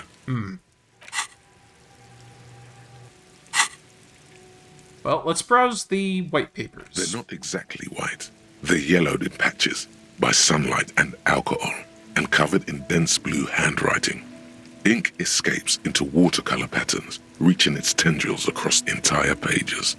The paper itself is checkered, with faint red lines, forming short paragraphs. Huh. Once in a while, there's a red stamp that exclaims, "Case files commit." Oh yeah, it is getting late for you over there, isn't it, Glalos? Are plenty. You count more than 100 sodden, crumpled up, earmarked pages. Yeah, man, thanks for stopping on in. I hope you have yourself a good bedtime there. I hope you have yourself a good sleep. Illegible. Yeah, I hope things go good for you, buddy. This has been really fun to play so far. I'm going to be continuing on with this for a good little while, but it's good to have you stop in. Always a pleasure, and we'll see you again sometime, eh? Time really flies when you're playing Disco Elysium. It really is an amazing game. Oh yeah, no problem, no problem. I'm going to be continuing on with this myself for a little while longer, and if you wish to watch that, as usual, I've always got it posted up on YouTube. The VODs are always there. Okay, so what is in there? Work, strife, poverty, the Jamrock Quarter. These are handwritten logs of investigations dating back to January 51, this year. The exact number is hard to estimate due to missing pages and an odd naming convention. But there are at least 20, odd naming maybe convention 30 cases undertaken, not completed, mind you. What could that be, might I guess? It's the middle of March. You have attempted 2 cases a week on average. 2 cases a week on average? Jeez. There's a mention of a naming convention, though. I want to know what's going on there. Yes, it appears you employ a, shall we say, robust yet literary system. Oh, Each investigation has its case number written on the margins. Yet, still more tellingly, most are accompanied by a name. Oh, boy. A title, one might say even. One that draws inspiration from snoop fiction and vespertine cop show staples. Great. All in capital letters. Yeah. Yes, all caps. One is called The Next World Mural. Another, The Square Bullet Hole Murders. Another yet, The Unsolvable Case. Incredible. Just giving me little glimpses into what the cop I might have been before the amnesia is, and this is just a spew of nuttiness. That's all I can say about this, just nuttiness. Others appear more light-hearted. The guys on a couch in an unexpected location. The murder at the Ukar parlor. Even the rare article-free collapsing tenement. Murder features prominently throughout. It's going to take an effort to piece these case files together, but it can be done. Once you're done inspecting them up close, Oh, well, fair enough. Is 2 cases a week a good caseload, Lieutenant? Am I a good cop? Huh? 2 complex cases to undertake is a lot, yes. You really have to push yourself. I would not suggest it, lest you start making mistakes. 2 cases a week appear to have been my load, Lieutenant, although I'm not sure I completed them. That's a lot. This kind of caseload would explain your solved cases tally on the watermark. I didn't mean to say you are making mistakes, by the way. Oh. That was presumptuous of me. I burned out all right, though. That's okay. We all do, sooner or later. Like a fan of gills, the checkered papers dry in your hand. The handwriting is extremely dense. Once again, Mostly illegible. Kim is very understanding of my situation for the most part. With that in mind, let's go ahead and ask him why I've done a naming convention. You mean the alphanumeric? Officer, precinct, time of arrival at the scene? Nah, not quite. Oh, you mean the titular? Yes, well, so do I. In our defense, almost everyone in the RCM does. Oh? I didn't know. It's a holdover from the early days of the RCM, right after the revolution, when the organization had little idea how to do things. Oh. It persists in an unofficial capacity. Officers use these titles to refer to their work among themselves. So this is just one of those things that really carried over into the police force and just never stopped being a thing. I seem to have named a case the Square Bullet Hole Murders. Again, in your defense, I seem to have named one the man with the hole in his head. Oh. That was a real person. His death was real. Still, I named it that, to amuse myself. I apparently am not the crazy wackadoo in this situation. There. I pray his loved ones never find out. Oh. Rail spiked through the head. Oh! He died. It was a workplace accident. Oh, awful. I guess I'll count the pages then. There is, for precisely 1 more. 15 pages near the end remain untouched by the damage. The checkered grid forms a structure of passages, breaking the case into subtasks to accomplish. Well, hey, we actually do have a pen. Lena, the lady in the foyer, gave us one. So apparently we can start doing a little bit of detailing on the case like a real cop. The tasks you've completed flow out of the kind green ape pen in a brash freehand similar to the rest of the letters. The wording comes easily. It's almost robotically simple, a language developed for mental rigor and simplicity. Interesting. Inspect the victim's body. Interview the cafeteria manager. It's not exactly poetry, but poetry would be out of place. Fair enough conceptualization. A satisfying slash sounds across the paper. Oh, yes. Done, it seems to say. And you, and you. Oh, just crossing things off paper, that gives me a little bit of a chill in real life, too. I like that. It's a good feeling. Things to be done and things already done. The composition of reality. This is an extremely useful tool for a detective of the citizens' militia. Now all that remains is to name the case. And let's ask Kim. No, actually. Any ideas? Oh, we apparently have a couple ideas here, and they range from really blasé to really out there. The Furies are at home in the mirror. Wait, that was one of the quotes at the beginning of the game. Huh. Or I could call it the setting sun. I'm gonna go with something plain, kind of like what Kim did. Great. That's great. That's actually what I was thinking too. The Hanged Man. Good, strong name. We have a very good name for the case now. Gotta tell you, Kim, I'm happy with the enthusiasm. I'm going to start calling it the Hanged Man. It's good we sorted this out. Oh, fair enough. You don't exactly close them, so much as distance yourself from the smelly papers. They're a little further from your nose now. Got a couple of white checks I can do here. Kim explained the system, and, well, still not great on the interfacing. Let's go ahead and browse the yellow papers before we take a look at some of those white checks. In the back, you see thin, translucent copy of paper. some neon yellow, some bright red, all covered in boxes, like marching armies. These look like official forms, waiting to be filled out. Oh, paperwork, huh? Then rip them from the binder and hand them out, according to type of form. Oh? 3. The topmost are misconduct fines, the middle ones are station calls, and the bottommost are field autopsy forms. Each is easy enough to make sense of. Oh, okay, that makes a lot of sense. So apparently as a cop, I can hand out fines. There's a thing for doing station calls, and then I also have one for field autopsy forms. And that's going to be useful if we can ever get that dang-fangled body down from the tree. You don't have to be an intellectual giant to do police work. Fair enough. A monetary penalization ranging from 20 to 250 real. Severe cases allow for 1,000 real, but that requires special paperwork. The details of issuing these fines are spread out over the rest of the fields. Okay. These are quite sinister in tone. They give a date and time for the person to appear at the specified precinct police station. Below the call are the criminal charges you risk by not appearing. Oh, shit.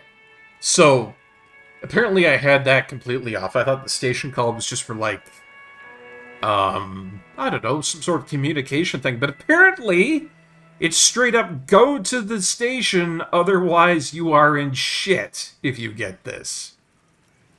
A dozen pages of thin copy paper, bright red in color.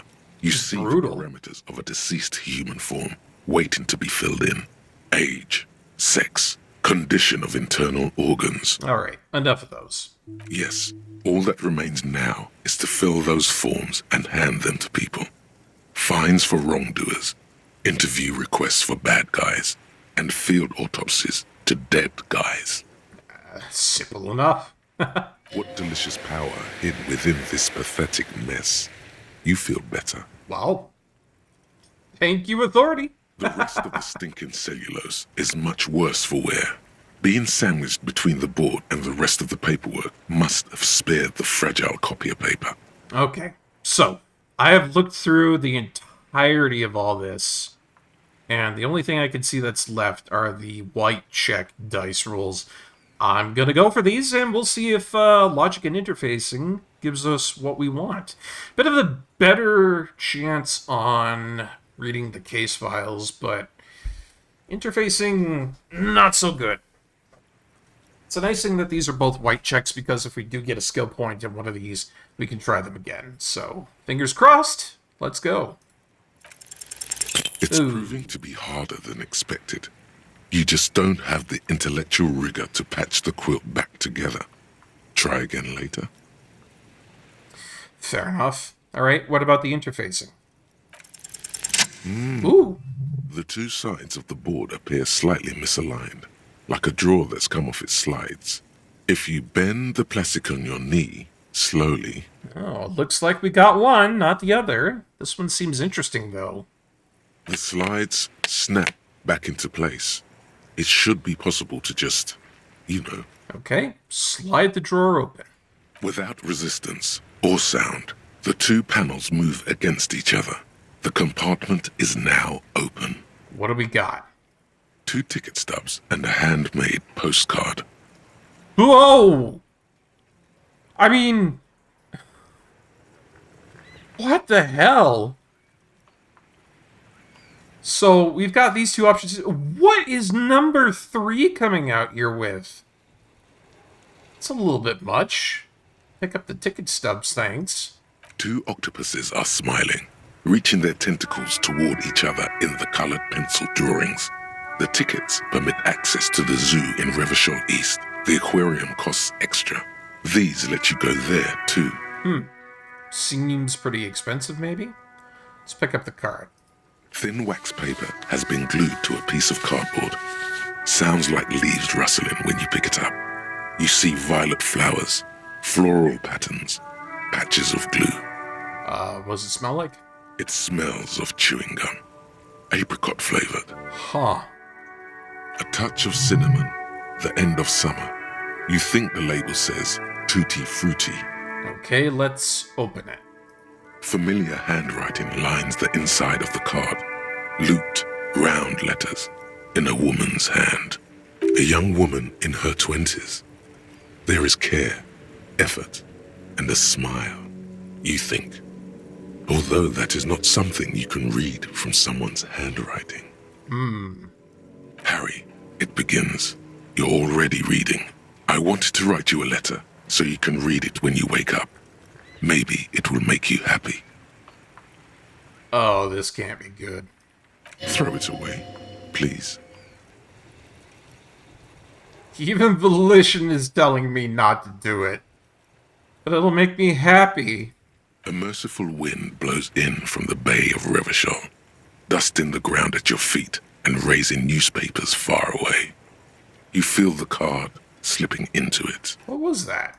Frisson covers your entire body, a feeling of cold, a persistent chill. Hold on to it. Read the card. Your hands shake, holding on to it. Every morning when I step out and you're asleep behind me, it says, I find a little piece of sadness in me. I carry it in my chest, down Voyager Road. Oh, boy. Every step I take, it grows. By the time I reach the fuel station, it has filled me entirely. I step onto the light rail and look back. Sparks fall from the bow collector.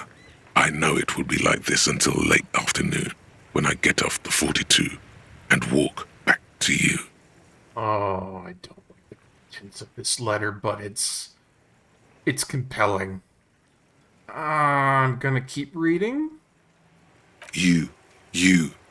Every step I take will get lighter. It almost makes me run. Sometimes I do. I can't believe I met you. I can't believe the happiness I feel with you. You have a vast, vast soul, and I will always, always, always come back to it. Hey, Bakari Kirby. Welcome on in, man. I hope things are going all right. Thank you so much for the encouragement. We are just currently reading a very, very passionate seeming letter that we have found in the back of our police ledger that we found in a trash dumpster because during our bender, we had accidentally thrown it in the toilet and it got thrown out by the lady who decided to quit because we were being a maniac. There's been a lot going on since then, I have to say. Well, only thing to do now is to keep reading. Kisses, kisses, kisses. You feel the air sucked out of your lungs and the blood sucked out of your head. Everything around you gets dark. Small white dots appear. That can't be good. You feel the ledger slip from your hand. Oh! No. Hold on. Hold on? To what? There's nothing. Ah, shit. Detective, is everything all right? And collapse.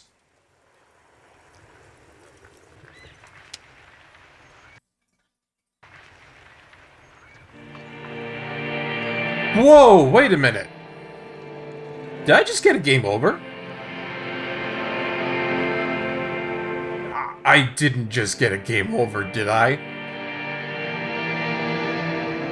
No. That can't be it. You gotta be trolling me.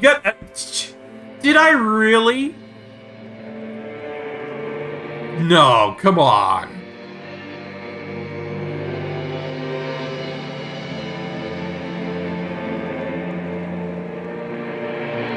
Okay. There is nothing. There is nothing. Again. Again? I swear to God, game, if you just pulled a false game over on me. Nothing? Nothing sad, brother. No treachery, just blackout. Well, almost nothing. There is the ground below you, that's still there. And the small light that's on, fluttering, somewhere in the basal ganglia. And who's that ancient reptilian brain? That's me. Blue eyes, that's me. And who was that? Who was what? He speaks of the sickening longing, the unwell emotion. Even in the darkness, he's grasping for it. Still trying to hold on to the great sorrows slipping in the water. Slimy. No, I was cool. I'm cool. The cool when you're dead, brother. Here in the paleo-mammalian cortex, we call it the shadow. Because it's always there. Where's Voyager Road? There is no Voyager Road. There are no roads, no houses, no lights in the windows. It's all on pause. And there was an X something? Bloated corpse of the past resurfacing. Yeah, that. Don't prod at it. It will start moving again. Ugh, enough. You think they would let you? Until you disintegrate into biomolecules? No. Someone is breathing on your face now, inspecting your pupils, stupid idiot. What is that? It's cold. Yes. They're pouring something on you. It's in you. And It's delicious. It's delicious. Well, we're gonna find out what the hell was so dang delicious after this ad break. Enjoy the messages, folks. I feel like we're in for one hell of a ride. We'll be back in just a moment.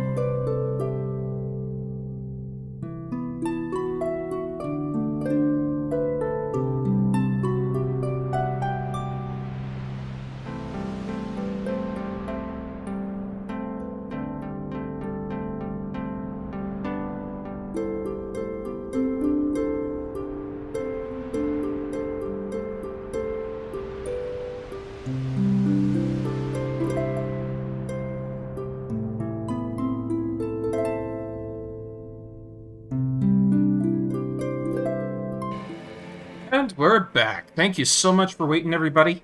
Let's get back into some more Disco Elysium and see just what exactly the limbic system thinks is so delicious.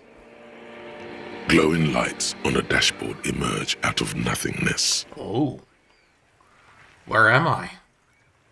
The upholstered cabin of Lieutenant Kitsuragi's motor carriage, seated in the driver's basket.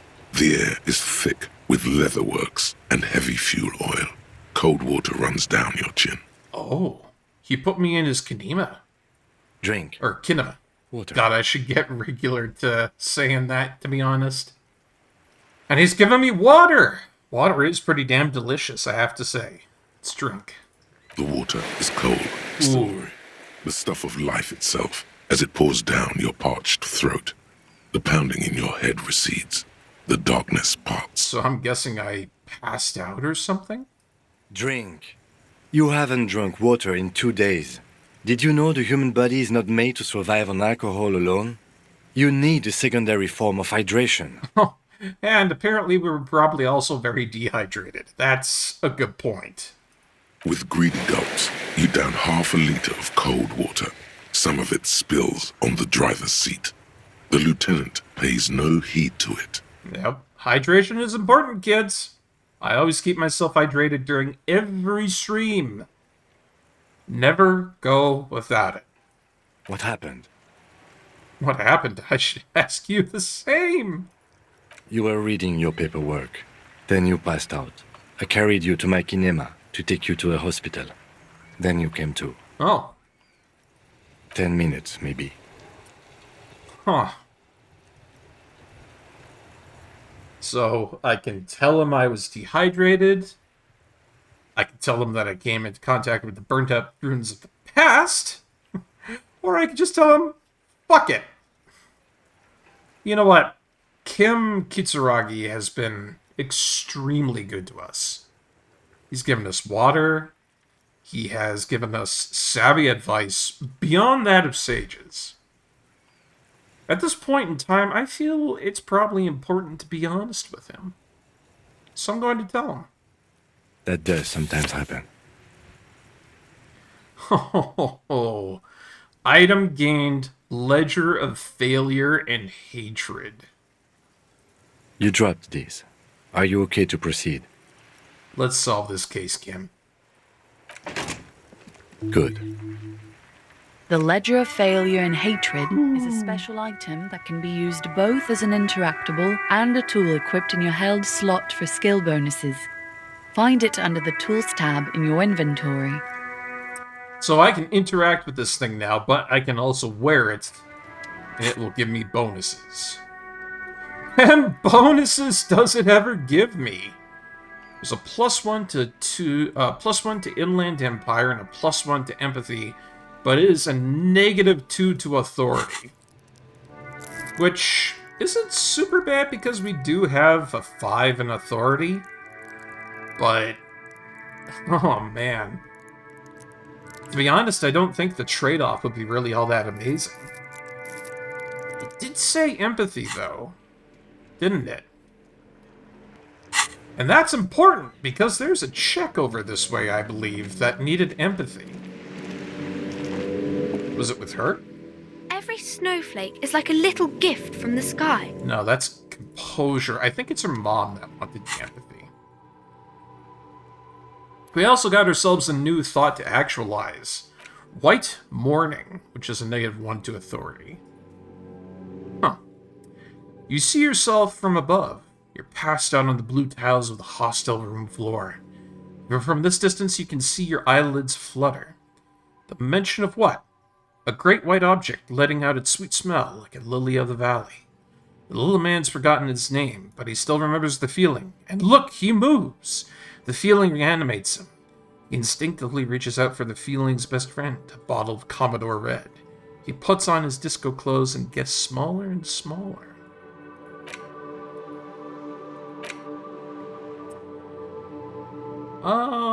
Can I internalize this right now? I can internalize that right now.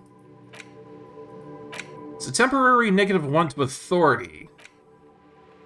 But This is an interesting one I think I want to try and take a look at.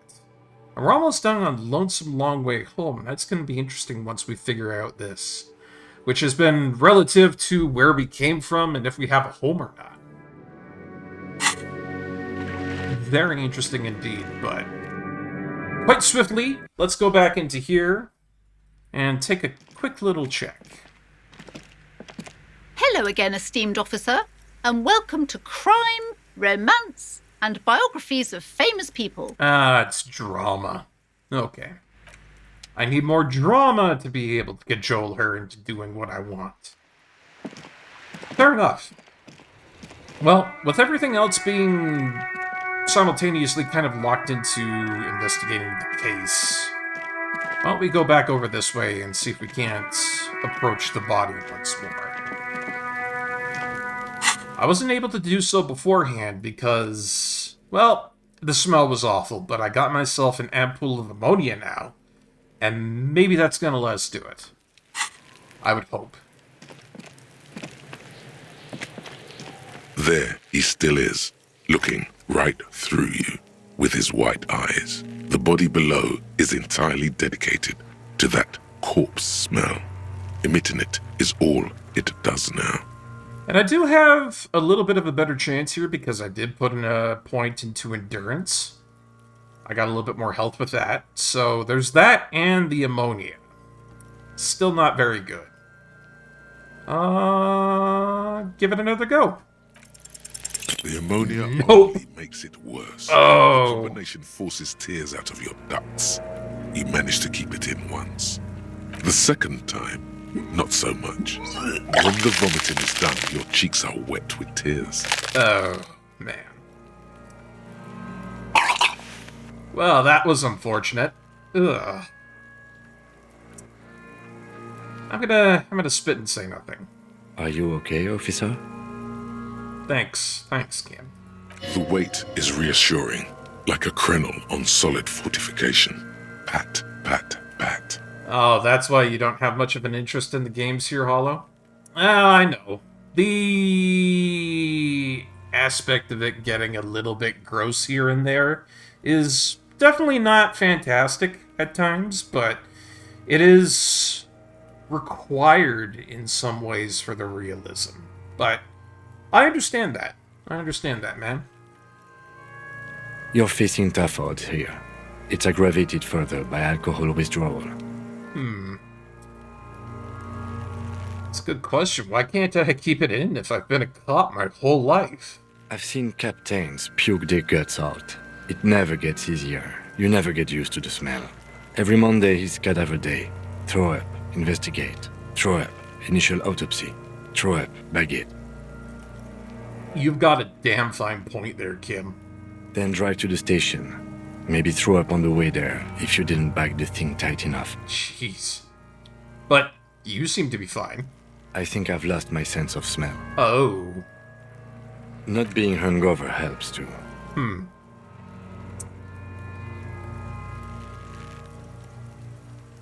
Not gonna listen to this until it gets past this talking point. Fair enough, Hollow. Fair enough.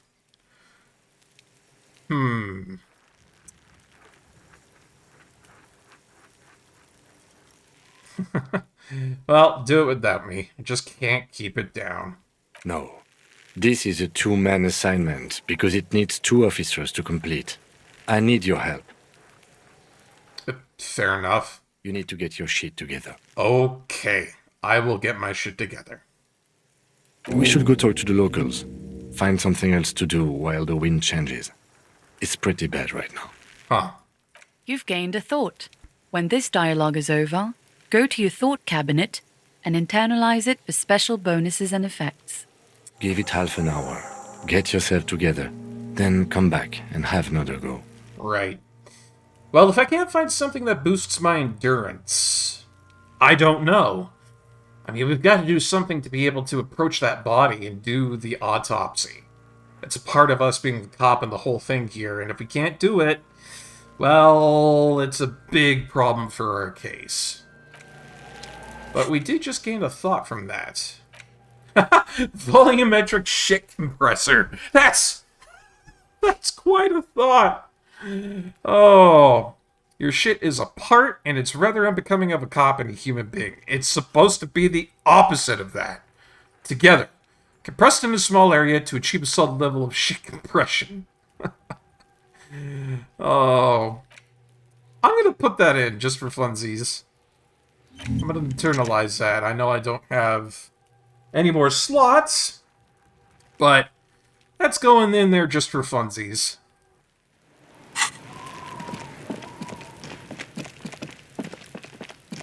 Oh, that's great.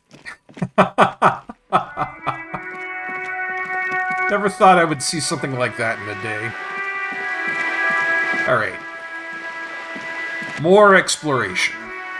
The ad reads, broken window, Tibbs has windows. Huh. If you had a bag in your hand, perhaps you could collect these bottles and sell them. Ooh, then I could get money. And then I would have real to pay guards. Oh. Well, until we find a bag for that, I don't think there's anything we can really do on that.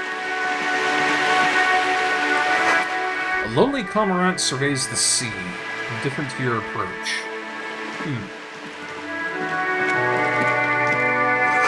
Belly of the boat shines like it was recently painted. Nice. What do we have through here? What does this bring us? Oh, that's the other kid on the other side of the fence.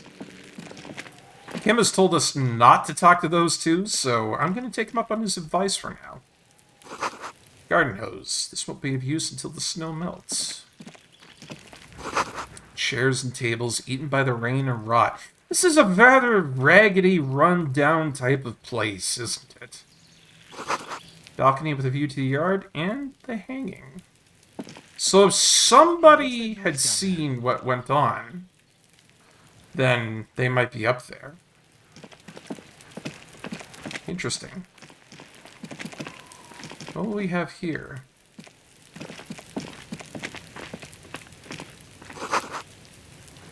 Barrels full of rainwater. Half full, even. Huh. Probably for the plants. Smoker up there could be a witness. Talk to him. Before I do that, take a look at this. Orange bum hat. And a thing of Nosifed. Alright. Got myself a new piece of clothing. Never mind that, though. If I zoom out, there's a smoker up there. What does that say? Oh, I can't. I want to talk to this guy, though. You see a young man on a balcony nursing a cigarette. His eyes have been following you for a while. How did I not see you? Thank you, game. Not looking for any trouble, officer. No trouble for me. I just want to know what's going on here. I don't want to be seen talking to the gendarmerie, if that's okay. I just want to Gendarmerie? finish my cigarette. Don't let him go. This could be your witness. The balcony has a great view of the whole thing. Fair enough, visual calculus. We really need to talk to you. Is it really that important? Yep. Like a nervous cat, he keeps stealing looks at the neighboring windows. All right, but make it quick. Once I finish this cigarette, I have to run. Okay. Well, let's stick to the important stuff. Can you tell me what you've seen? I'd even go so far as to say that the view is a little too good, my dear gendarme. Do you have an estimate of when the body will be taken away? We will remove the body as soon as possible. Now tell us, where were you last Sunday? With an emphasis on soon as possible. Oh. You already asked me that, didn't you? I'm pretty sure you didn't. No, not you. Some more muscular type. Oh. And when did you speak to this more muscular gentleman? Last week? I don't know. Look. A downy blanket of white to cover up the miserable poverty of the scene. You didn't answer the question. What were you doing last Sunday? I had a friend over. What kind? Because you're acting very suspicious, man. It was my Sunday friend. Makes sense. Friends are nice on Sunday. You don't have to work. You can just spend time with pals, watching rugby and drinking beer. He doesn't reply, gesturing no with his cigarette. Under the grey sky, snow continues to pile on the neighboring windowsills. All right, then. A name? My name? My name is Martin Martinez. That's bullshit. Martin Martinez? Good local name. Let's go with that. Rhetoric. Ah, fine. No. We won't. Now, if you'll excuse me, I really need to get going. Convince him to stay, huh? Let's try it. Time to bring out your secret charm. Tears and begging. Oh, no. Show him your emotional side. Throw yourself before his very feet like a dog. Oh, jeez. Please don't go. I'll stop the drinking. I'll take the trash out. Just please don't leave me. Trash? Oh, I'd be just as confused. Please don't go. I'll even stop smoking inside. Listen, I really have to go. Good luck with the investigation.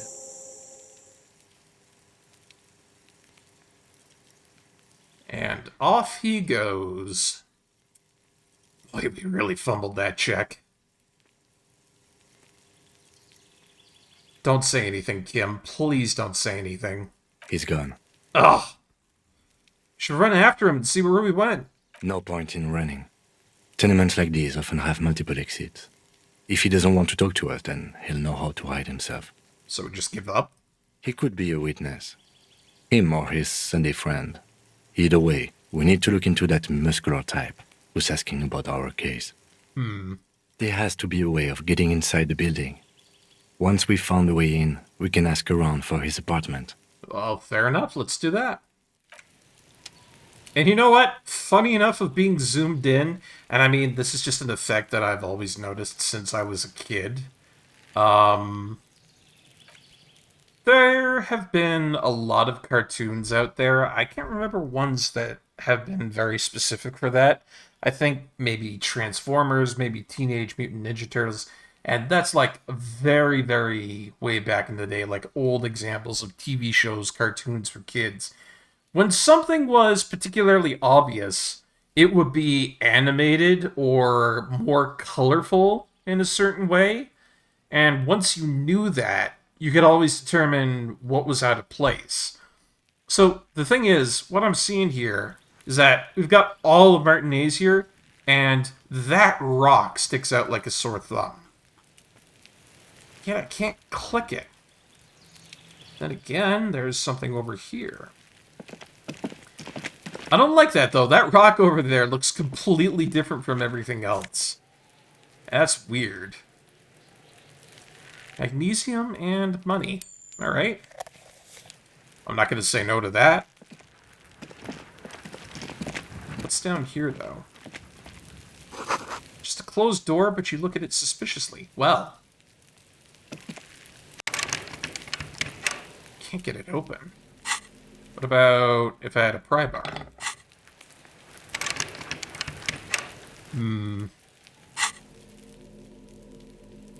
Maybe the chain cutters? I guess not. So there's a door there, and there's some way to get into it, but I don't know what it is yet.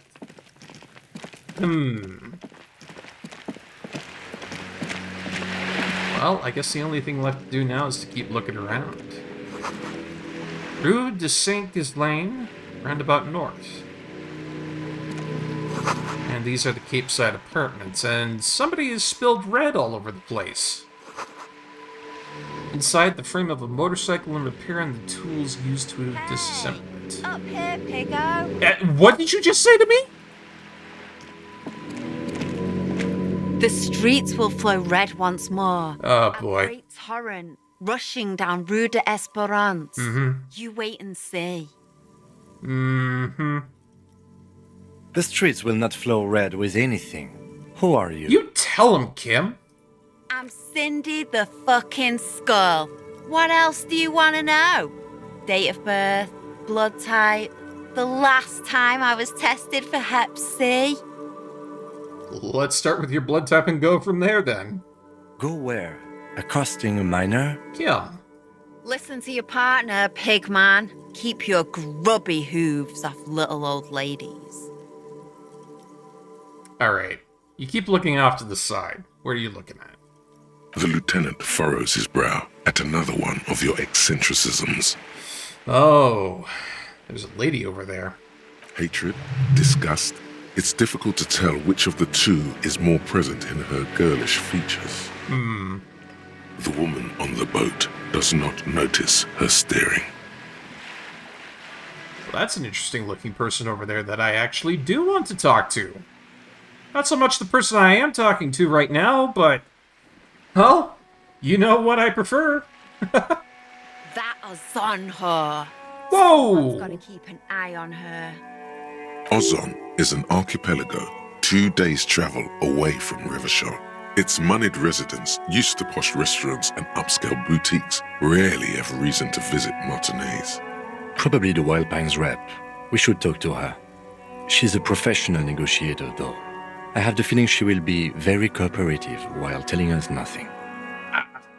So she's important to the case, but at the same time, it's going to be really hard to get anything out of her. You should take the lead. Ask her unexpected questions, Do your thing. Don't be afraid to get a bit wacky. Throwing her off is our best bet. Wacky. Right. You got it, Kim. Good idea, piggies. Run along now. Fuck her shit up good. Impound that boat while you're at it. I'd like to watch her swim back to Ozon. That is enough out of you, young lady. Watch your back, Ungulate. You've got eyes on you. Seriously, that is somebody who needs to simmer down. What's this?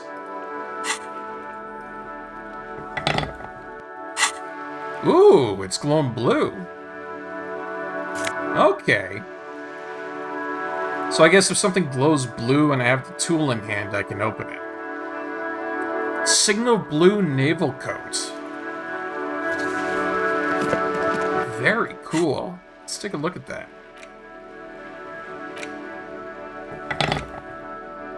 It's a +1 to suggestion, but a -1 to half-light. Which is a lot different from our usual Spirit Decor. Let's put it on to see how it looks like. Honestly, it is kind of cool, to be honest. I kind of like it. Oh, but then again, I really do like the disco-ass blazer, to be honest. It just looks so cool.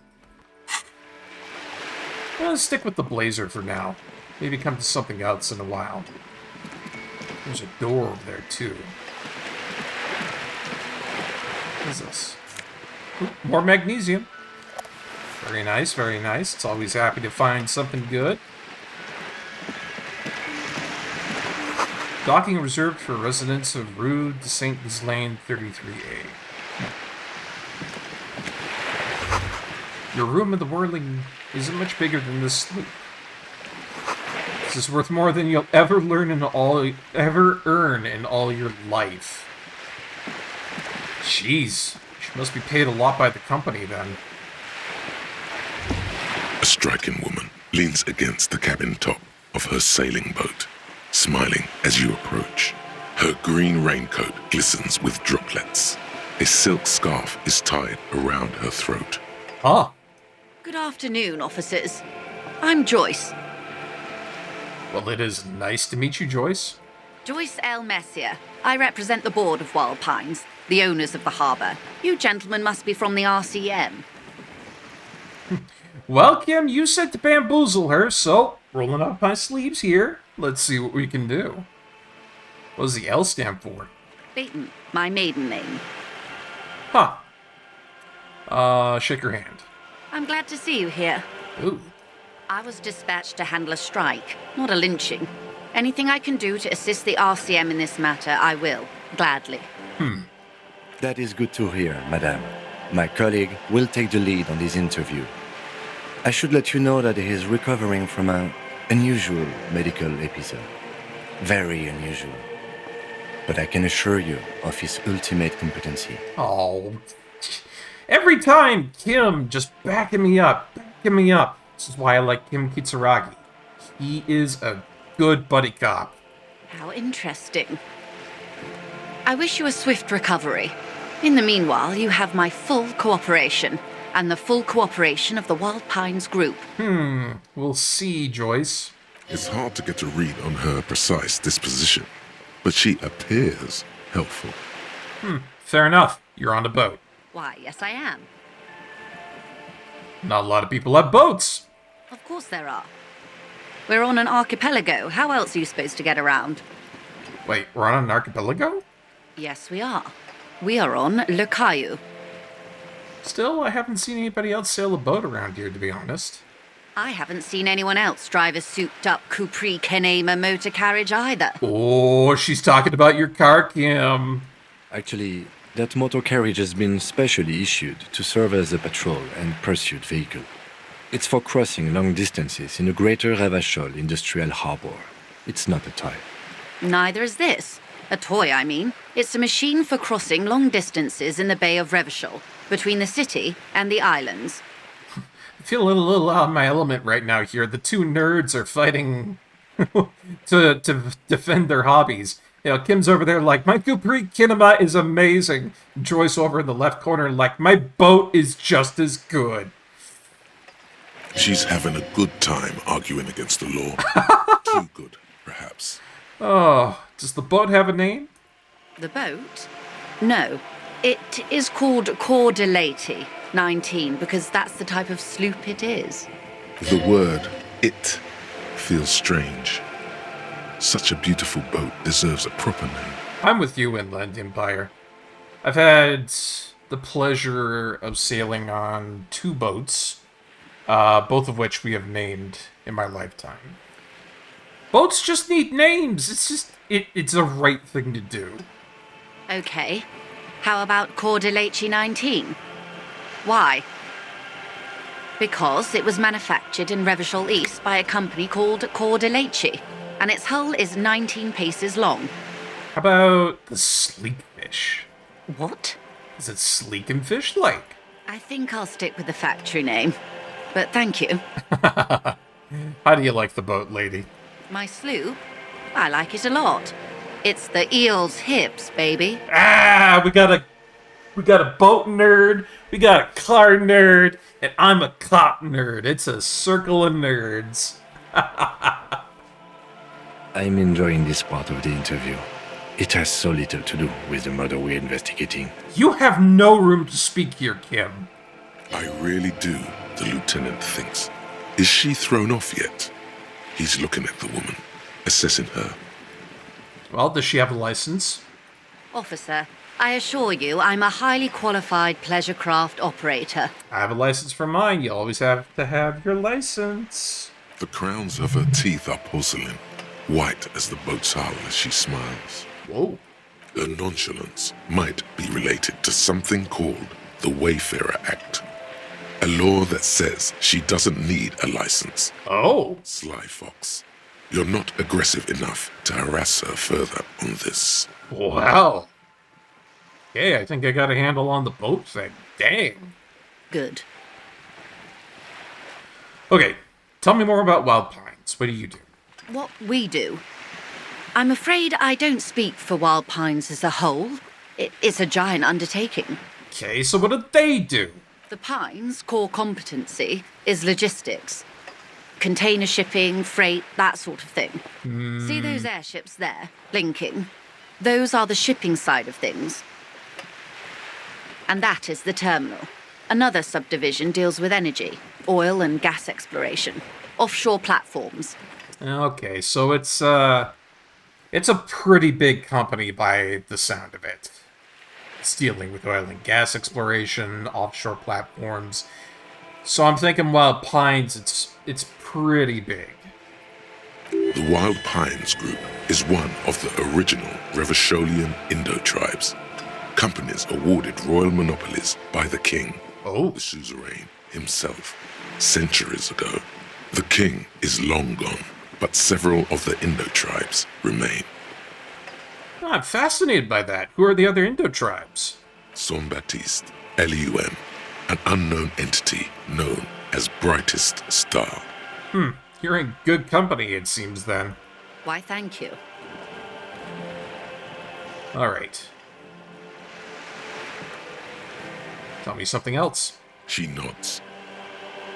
So about the strike, let's get down to the nitty-gritty of the details, what's going on. Everything. Right up to, but not including, trade secrets. And what if I want to hear about those trade secrets? First, you'd have to repeal the Emergencies Act of Trade in Aliments. That gives me the right to silence. And... It's quite the octopus. Well, how do I repeal it, then? Why? By throwing off half a century of foreign domination under the Coalition. Oh! Unfortunately for you, the Coalition also leases you the right to police West Revachol. Well... But I am derailing us. You wanted to know about the strike. Yeah. What's your role in it? I believe the official title is Senior Labour Negotiator. In practice, I'm a grocery clerk. I relay the union's demands to Wild Pines and return with Wild Pines' counteroffer. Ah, okay. So Joyce here is getting ferried back and forth between the company and the strikers, and... yeah, that's what she does. A courier. And how are the talks going? They're not. That's the problem. The union stopped all negotiations a week ago, after that awful lynching took place. Ah, that's not good. Now they won't even let me into the harbour. There's a 2-metre 20 racist behemoth blocking the gates. Excuse me? A behemoth? What can I say? The union employs a giant covered in tattoos. A racist giant. I guess that's part of their big tent organisation now. It's possibly the most bizarre thing I've heard all month. But, please, continue. Tell me more about the talks before the lynching. Let's say I was not making the kind of progress I'd hoped for when I first arrived. And when did you first arrive? I arrived 3 weeks ago. Yes, in the middle of February. The bay was still partially frozen then. I prefer to do these things on site, like the RCM. She keeps trying to butter us up. But the strike began in December. It feels weird. I wasn't the original negotiator here. I took over after Mr. Gaumont hit a wall with Mr. Clare, the union boss. Mr. Clare refused to speak with Gaumont despite concessions he'd granted the union in prior negotiations. Oh, concessions, they never end up well. This isn't the first time the union has gone on strike? Heavens no. There have been 2 prior strikes. Both times the union won significant concessions, including overtime pay and a medical plan. Wow. This time their demands are more, I guess you could say, aggressive. And so what are the demands that would be above that? Like vacation time or something? There are leaflets everywhere and banners. What did they say again? Oh yes, every worker, a member of the board. Whoa, that seems like overkill. Yeah, it seems like they have no idea about business. In its defense, another said, demand democracy. Pretty tame stuff compared to every worker, a member of the board. What's it even mean? It's quite simple, you see. Every time the Wild Pines group makes a decision about what? About anything, really, it needs the signature of each of the 2,200 workers Yeah. at Martinez terminal. Yeah, a business is not going to be able to operate if they were to try and get that. Could you imagine that? If they had a signature of every single one of those workers to be able to make a decision, the business would go under or grind to a halt. Just so you understand, this is but one of 22 terminals owned by Wild Pines. Essentially, not only are they kings of the company, they are also kings of the 72,000 employees of Wild Pines Group. The workers can't be kings. The king is king in this year. I mean, seriously. That's nuts. Oh, my God, Threshold Kid. Are you ever on the money with that? You know, in theory, it's fantastic, but if you were to try it, not great. That may well be. It's not up to me to decide who is king, but as negotiations go, It's not a swell start. Yeah. This poor Joyce here, she has gotten herself into a tangle of absolute shit with the negotiations between Wild Pines Company and Mr. Revachol, the strikers. I'm not sure. Naturally, I assume that was just their opening position, a hard-nosed tactic with a side of mockery. But there's been no follow-up, just the same nonsensical slogan repeated over and over again. And now, people are getting lynched, I hear. Oh, yeah. Behind the whirling in rags. A disastrous situation if there ever was one. Yeah. Strikes and lynchings and just unfathomably bad plans to try and, get some crazy concessions. Doesn't mix. Does not mix. Hey, you put that all into a war-torn city like Revachol. We're in bad company here. Excuse me, from whom did you hear about this lynching? I first heard it from the bowyer at the gates. The one whose very name advertises his aversion to work. I think he said it was, "Call me Manana." Huh. It's a very irregular name. This checks out. So what happened to Gaumont? Mr. Clare told him to... How did he put it? Fuck off, midget. Whoa! Gaumont is short of stature, you see. Not cool. Keep in mind, this is a negotiator Mr. Clare has worked with before. And he was more than fair with him and the union. So, the previous negotiator that came in to try and do all this stuff got told to fuck off, midget. Well. Sounds like usual aggressive posturing. Well, now that you've told me that, I simply must know the man, Mr. Clare. He's the boss of the union. He sounds like he is... someone. Everard Clare is a man of the utmost integrity. If you can say one thing about him, it's that he always puts the interests of the workers first. I like how the game just gives me the only option of, really? Of course not. Everard is fantastically corrupt. I imagine he has a thick, viscous goo where you and I have blood. Choice. Oh. He is the most corrupt individual I have ever seen, and I deal with men like him for a living. If there is anyone more venal, more irredeemably nepotistic, then it's his twin brother, Edgar. Oh god, there's two?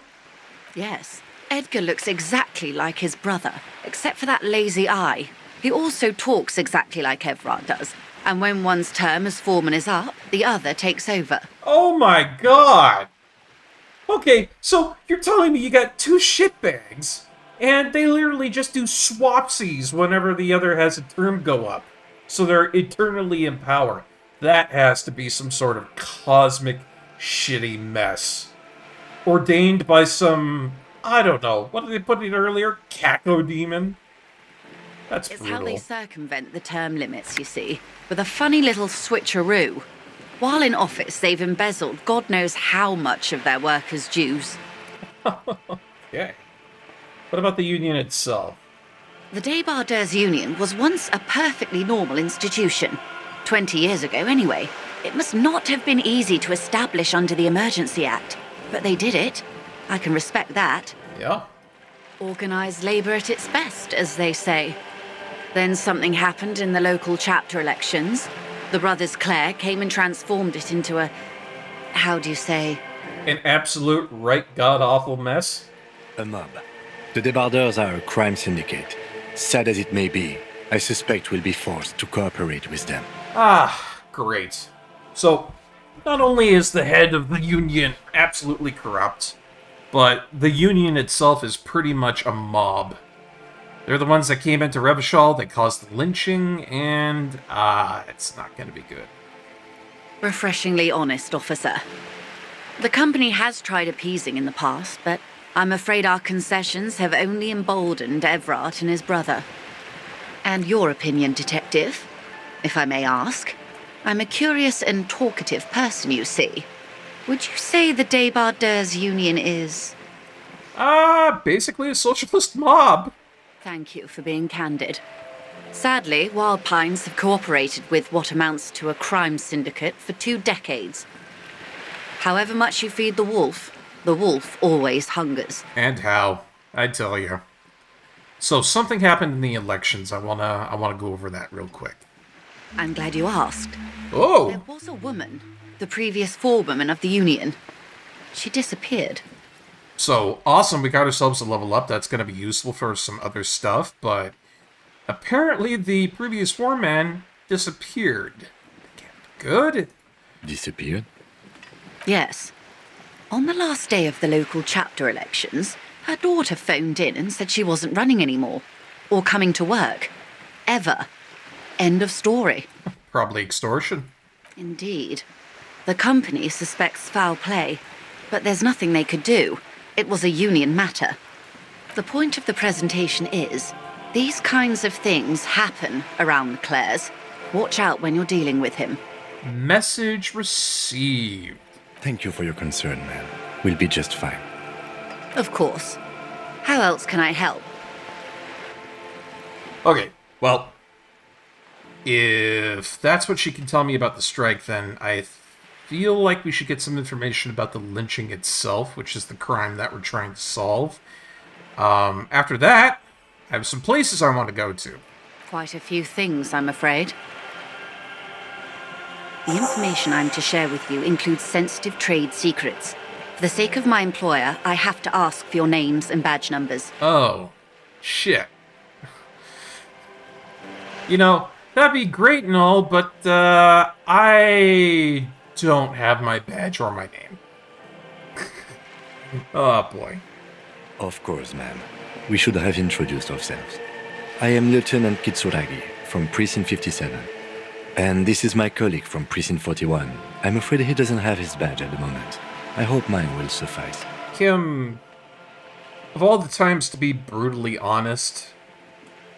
How curious. Why is that, Detective? Awkwardness washes over the conversation. The woman doesn't like this turn of events. Ah, crap. Well, you remember when I had myself a little bit of an unusual medical episode? Yeah, that's how it happened.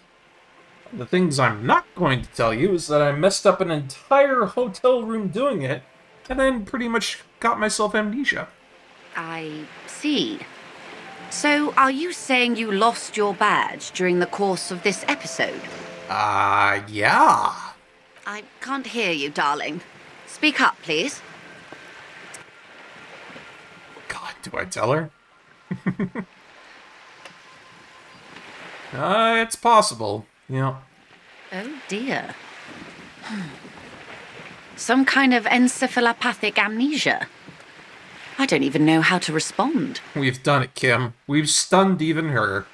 I do believe you, naive as that may sound.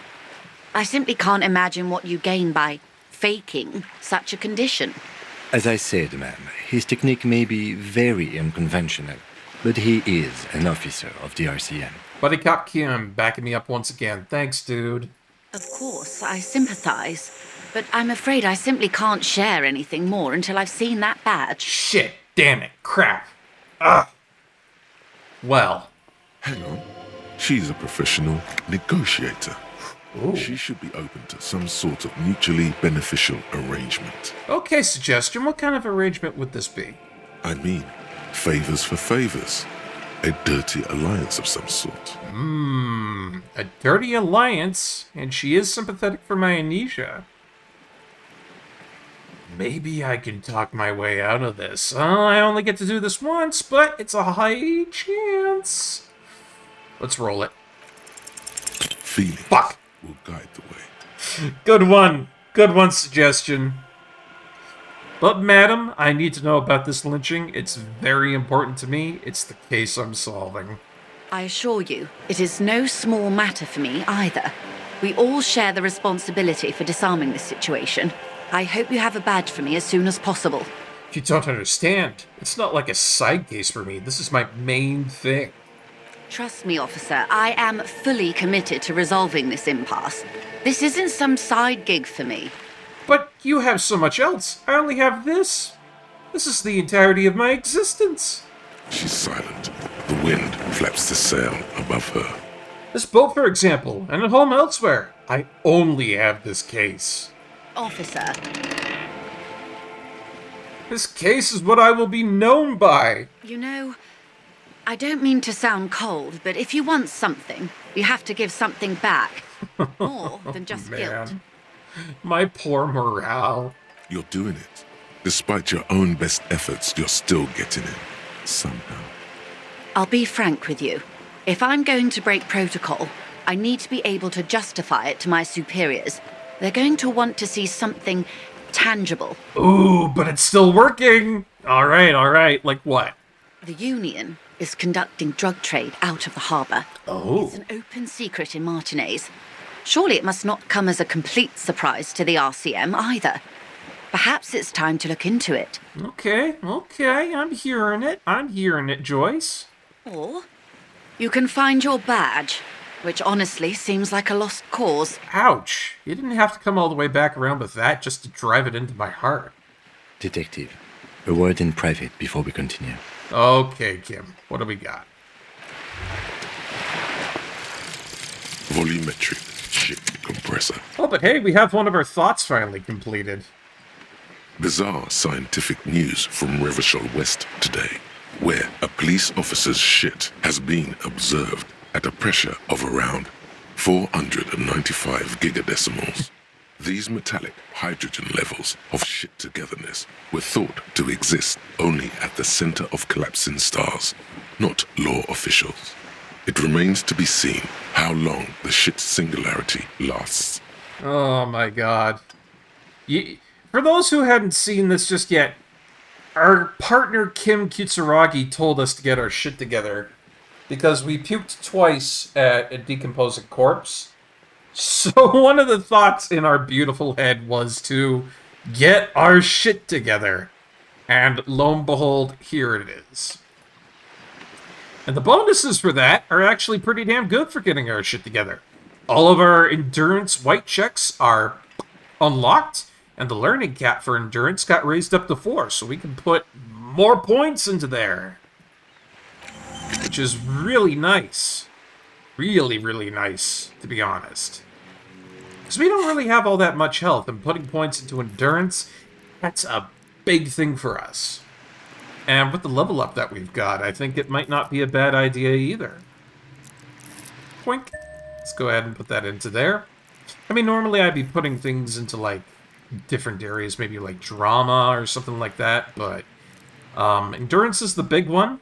I know this to be important because we need to get to that body. It's the big thing for the case. So, go ahead and put that in. Talk to me, Kim.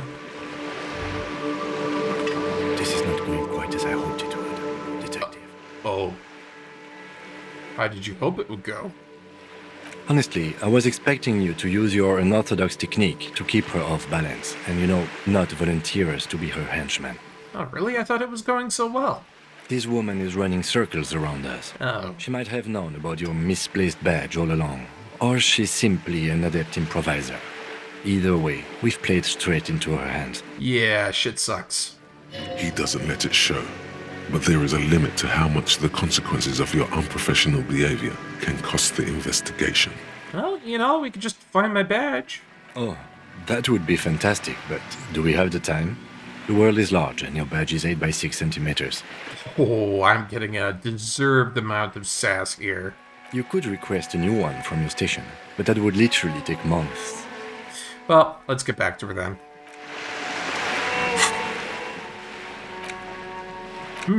Well, we could get back to her, but I think at this point here, I'm going to go ahead and save my game. Make sure that this is all saved up. There we go. And I think we're going to get back to Joyce and get back to doing all of this on another stream. We've had ourselves a nice long stream for tonight here. We had a couple of good hours of Disco Elysium, one of my favorite games out there. We had a lot of failed checks, we had a lot of succeeded checks, and we passed out, I think would be the highlight of the story. We passed out because we saw something we really didn't want to see, and it almost faked me out on a game over. And I can't believe it. That's crazy stuff, man. Alright. Well, with the stream all good and over to go with, I just want to say that we're definitely going to be doing some more Disco Elysium throughout the week. I really do enjoy this game, and I'd like to beat this sometime soon, so we can get on to some other stuff. Gonna get myself some food after this, so I can feel a little bit more refreshed. And I hope you guys do too, if you're feeling a little bit hungry. I know I always do after a good stream, eh? What are the other things I want to talk about? Oh, yeah. I increased the quality for the audio for today's stream, so I'm going to be looking over that. Hopefully it was a really good increase. And other than that, I will be thinking about what we're going to do after this game, because I don't have anything lined up. So if there's any thoughts or suggestions, we have a little spot for that in the Discord, so go ahead and pop it on in there. I'll put the link up to the Discord for anybody who's new that would like to join. We always have areas open for suggestions in our beautiful, beautiful community. Alright, let's go ahead and finish on up. We'll get ourselves rated out to one of our lovely, lovely friends of the stream. And then that'll be it for tonight, eh? Let's see. Who could it be? Who could it be? It is Grumfaloon. I like Grumfaloon. Let's go ahead and raid that man. Go ahead and raid him with our beautiful raid message down there. Good old Barkeep raid. I like the fact that we have beer emotes that anybody can use. That's always been a nice part of that. Anywho, that's it for today, everybody. We're all done for the stream. Thank you so much for coming on in. I hope you enjoyed your time, you know, hanging out with me, watching some Disco Elysium. I'll be honest, I've been having a bit of a rough month, so being able to hang out with people and just express myself, vocalize, and shoot the shit is always a nice time for me. You know? When things get rough, turn to talking. Because that's how you get rid of all those messy feelings. Well, as usual, look after your friends, look after your family, look after yourselves as well. Everybody in chat is a very important, very valid person here.